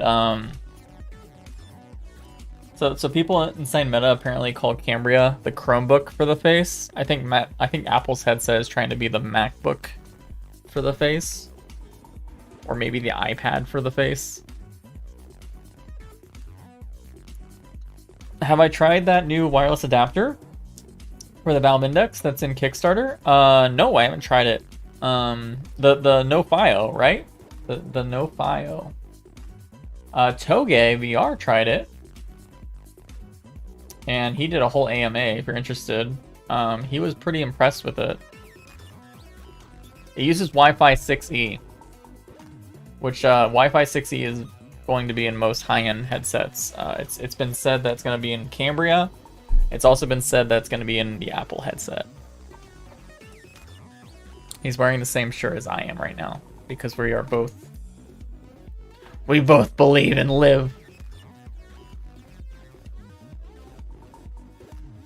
Oh, I just got home from your Vespa? Very cool. You need an Index too? I know! Me too, dude! I know. Me too. That's my one problem about this product, by the way. Kickstarters usually take so long. They're apparently saying that, so apparently the Kickstarter is launching very soon, and that they'll deliver in Q1 2023, which is very impressive for a Kickstarter if that is true.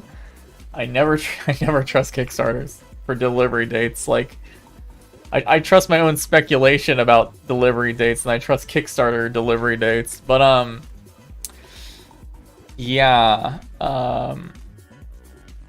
it's between $3.99 and $4.99 to add Wi-Fi 6 to an index.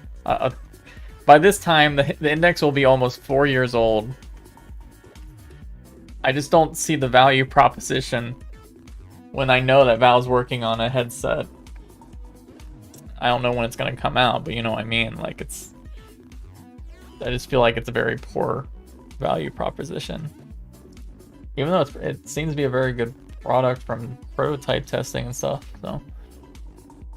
At that point, just buy a see, that's where we go into, like, Cambria. Like, we say, oh, $1,500 gets you Cambria. That's a lot of money. But $1,500 is also an index kit with this on it. And it's a 4-year-old headset, 3.5-year-old headset.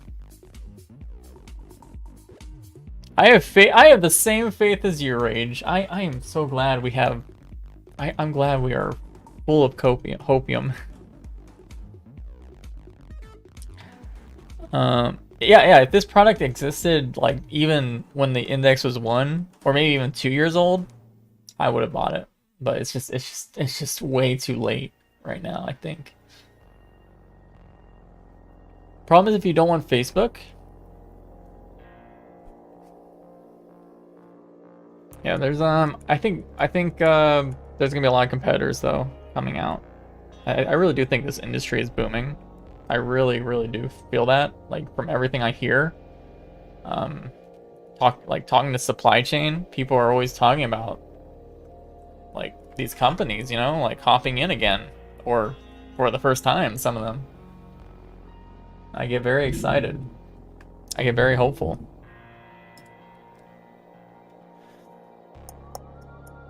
What are your thoughts on Index 2 specs? All right, I swear to God, I'm gonna write up a predictions for the specs of the Deckard or the Index 2 or whatever you want to call it. Again, my biggest speculation is it'll have micro OLED displays, 4K per eye.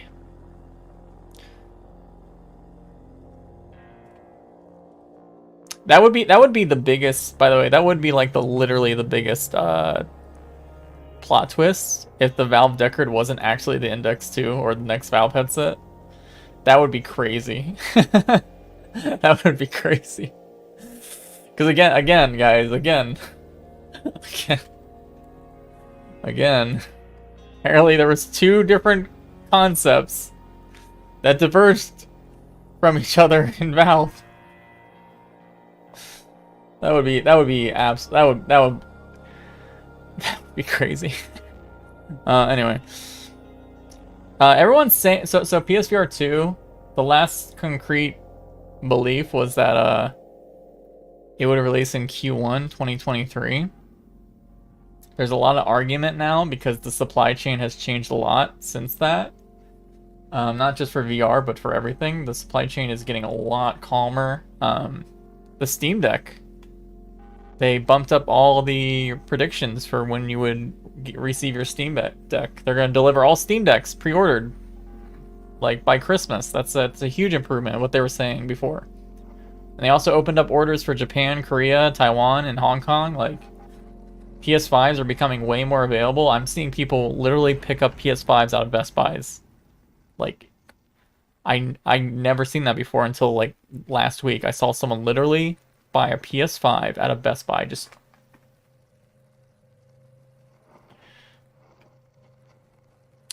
crazy, but we'll see. All right, how long have I been streaming? Oh, it's already been 2 hours. All right, let's do like 3 more questions and we'll end it. I hate making my streams this long, even though I'm so happy. It's 500 plus viewers. You guys are way too kind to me. Seriously, like, this is... I'm very thankful, everyone. Thank you. Hit the like button. And I'll be even more thankful. Do it. Anyway. People are getting out of the home and won't have the demand for VR equipment. That is something to think about. However, I always believe that when winter comes around to the Western world, VR is always a big booming phase. That's why, like, you can also ask content creators who are VR-focused channels. We hate the summer. We hate the summer. We hate the summer. Because your analytics drops down omega hard when it's hot out, and yeah, we hate the summer. we hate it for monetary reasons.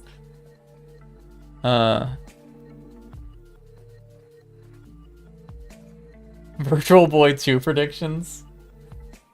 No joke, I don't expect Nintendo to release like a serious VR headset for 5 years. Winter VR equals comfy, summer equals pain. Yeah.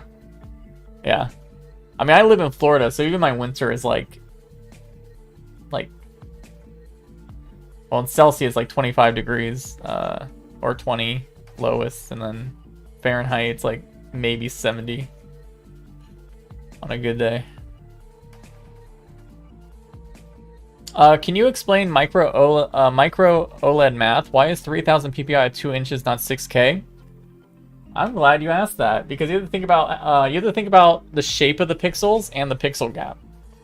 Because no display has no pixel gap between the pixels. No display has that.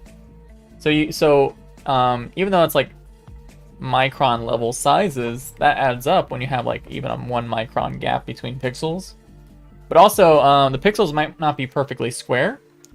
Like RGB stripe is usually very long pixels, like very long elongated pixels, which kind of adds to the sizes there as well. So that's kind of where most of it comes from, for sure.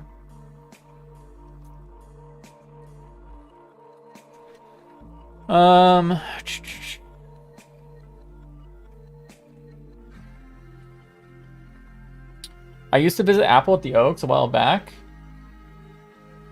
Where's the Oaks? Where's the Oaks?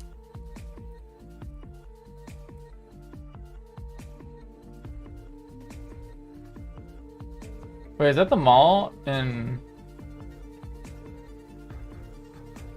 Oh, wait. No, I don't think I went to this one. No, you might be... No, I didn't go to this one. I went to... When I was at SID this year, I went to the Apple Store a lot to kind of relax because they had free Wi-Fi. And I was just kind of anyway.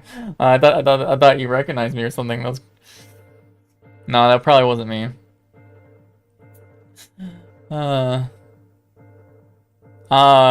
Did you miss anything cool this stream? I don't know. We talked about so much garbage. I am kind of terrified to try to make timestamps for this stream, by the way. I do not expect body tracking in Cambria.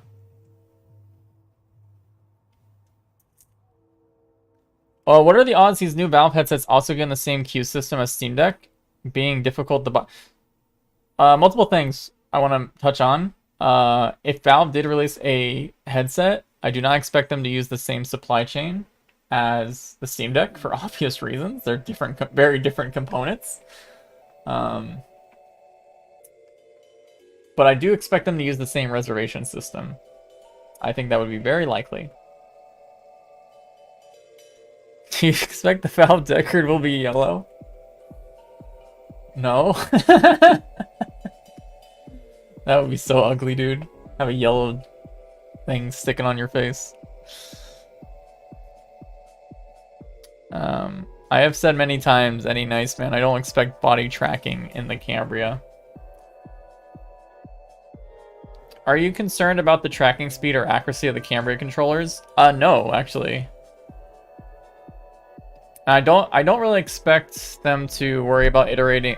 I don't expect them to worry about making Quest 2 controllers work with Cambria, to be honest.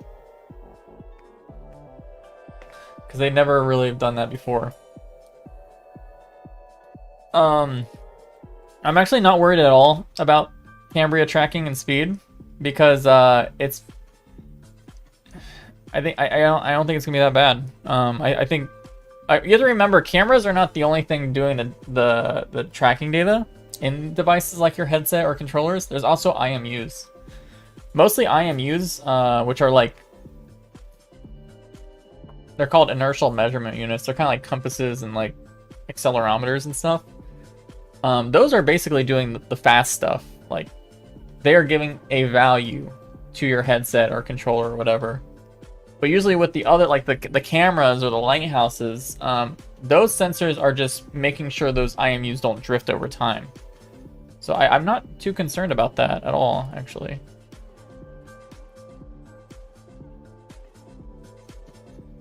Is there any part of VR hardware you think is heading in the wrong direction?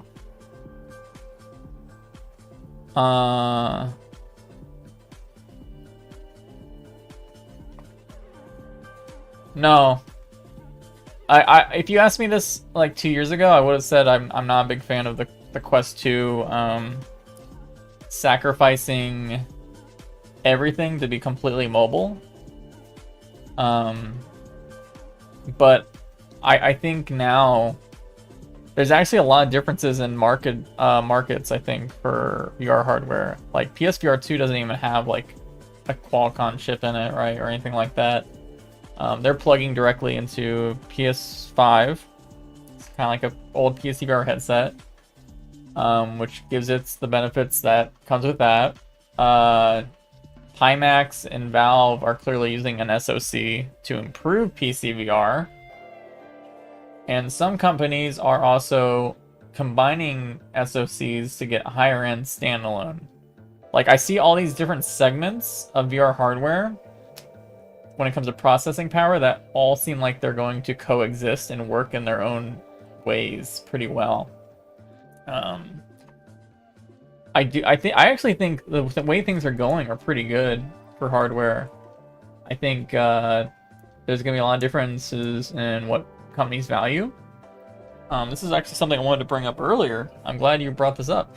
So John Carmack did a long interview recently, and he was saying how he's never been a fan of making expensive or releasing expensive hardware. Like you could say the Cambria is like the opposite of what he would do if he was Zuckerberg or something.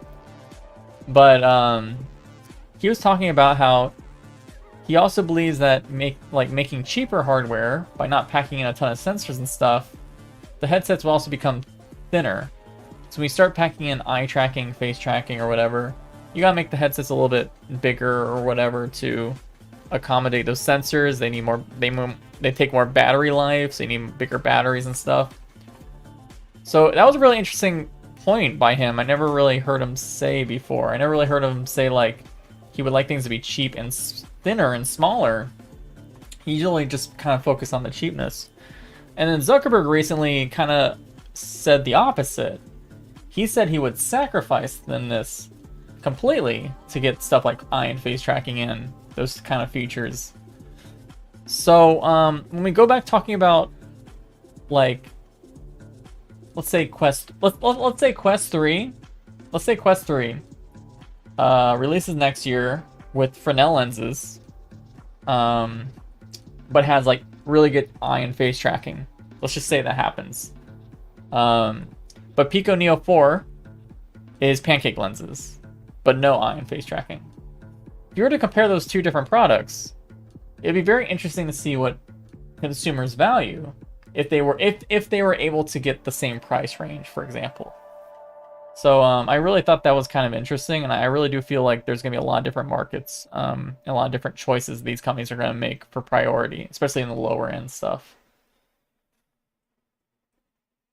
Carmack admitted that he was not seeing. Carmack admitted in the podcast he did not see the value in motion controllers compared to gamepads. He really thought that he admitted he was wrong about that, but he always felt that people were not going to want to actively do things with motion controllers, and they would rather just sit on their couch and play flat games with the VR view, which some people sometimes do that, but I don't think that's definitely what people don't attach VR to that at all, right? I like bananas, they're yellow.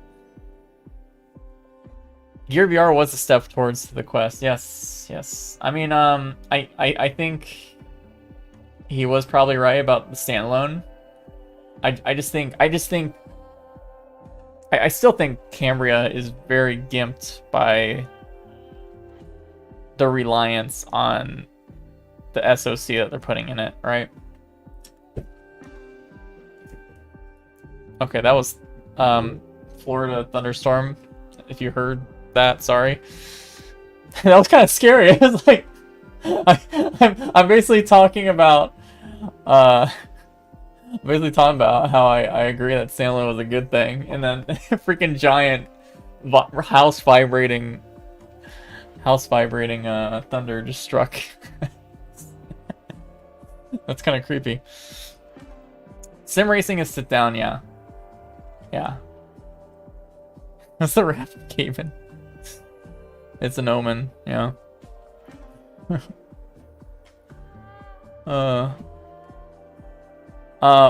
Carmack was right when he said Meta should perfect the features they have. Yes. He actually even admitted that Meta is too, or at least he feels that Meta is way too slow on improving features and adding features to their headsets. Like he said, it's frustrating. Like he literally kind of like mauled a little bit about that. And he was saying that other companies that are like 1/10 of the size of him just are way better in that regard because they don't have to go through all the politics. Yeah.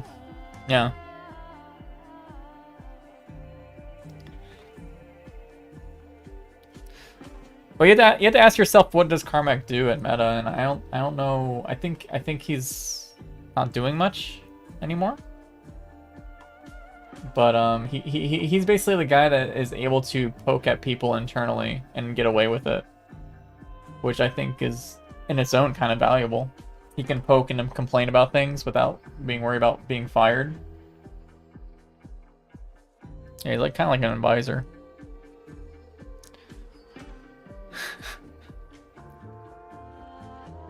Heard that one.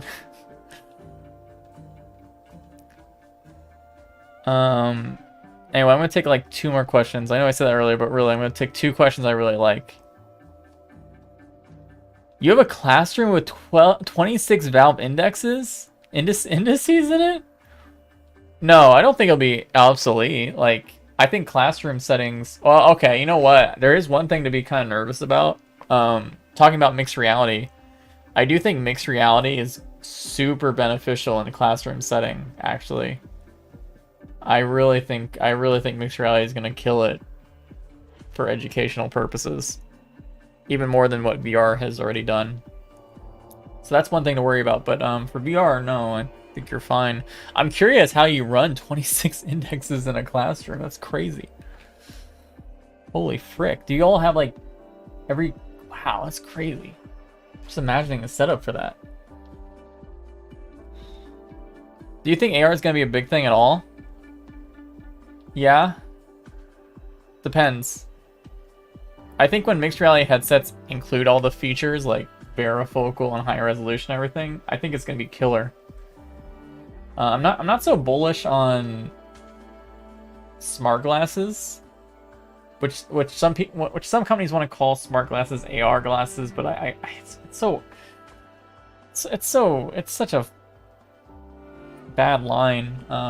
You know, like smart glasses with cameras and maybe a singular HUD display, or maybe, yeah, I don't think those are gonna be going anywhere. But and like the AR glasses, the immersive AR glass stream is so far away for me to even take seriously right now. Yeah.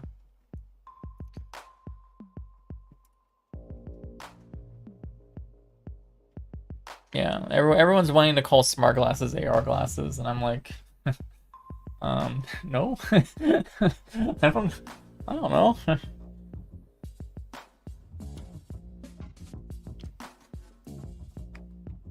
Someone said hi, Muffin, so I thought my wife was behind me. I got very scared. Alright, one more question.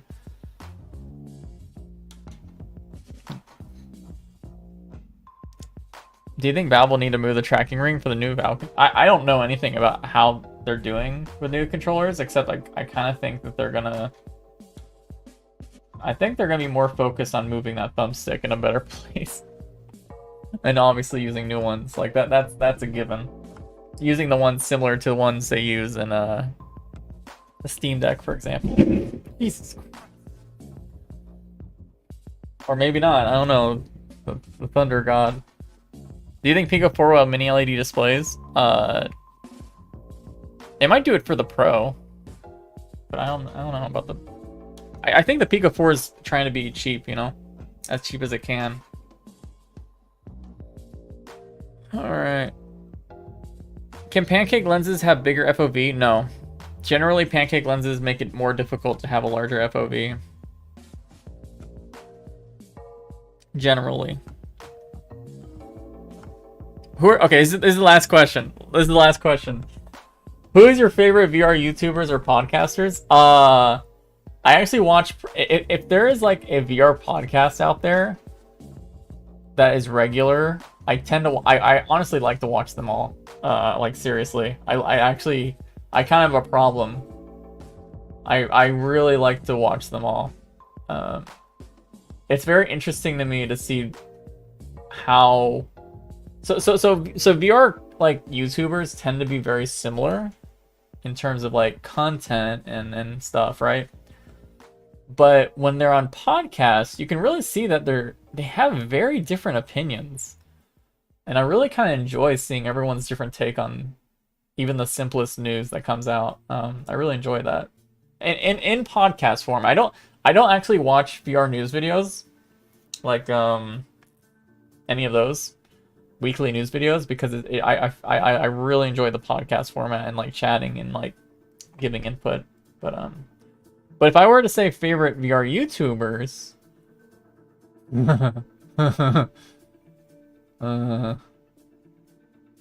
who do I watch? I only like kind of watch podcasts. It's kind of weird because when you're like doing VR YouTube yourself,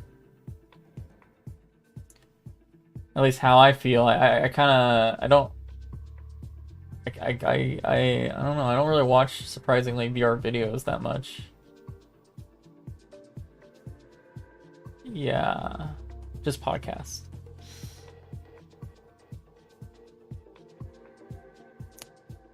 He's refusing on a name drop? I like VR live streams. I do not watch, I honestly do not watch game reviews or like Let's Plays. So that kind of puts away a lot of people. And I don't watch VR news videos. So that also puts away the rest of them, right? So, yeah. I like watching Between Realities. I've been watching Virtual Strangers. I like watching very casual podcasts, like even Q2C VR Gamer. Like I just like those. I really am addicted to those live podcasts. I like watching F Reality when they do theirs.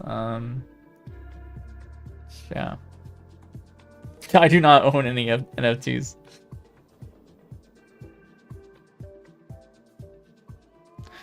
VR Let's Plays are atrocious. I just don't really watch gameplay video. Honestly, I don't watch that much YouTube gaming content, actually. The only game reviewer I think I literally watch every video for is Accursed Farms. Ross from Accursed Farms. I love Ross's Game Dungeon. That's probably the only game review channel I watch.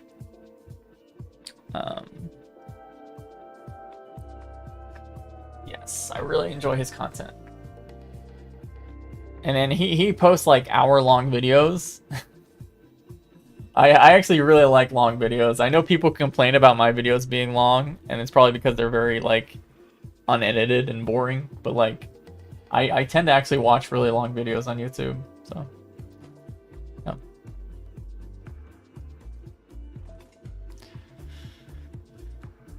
Anyway, I'm gonna. Where's my dog? All right, I'm gonna end it here. I'm gonna give you all I'm gonna give you all the nut, the wave of the nut. Goodbye, everyone. If you want to support me, bradsmells.com/Patreon. If you don't want to pay money, honestly, you being for my streams and just saying nice things all the time on my videos is good enough for me. So I'm very thankful for everyone. Thanks, everyone.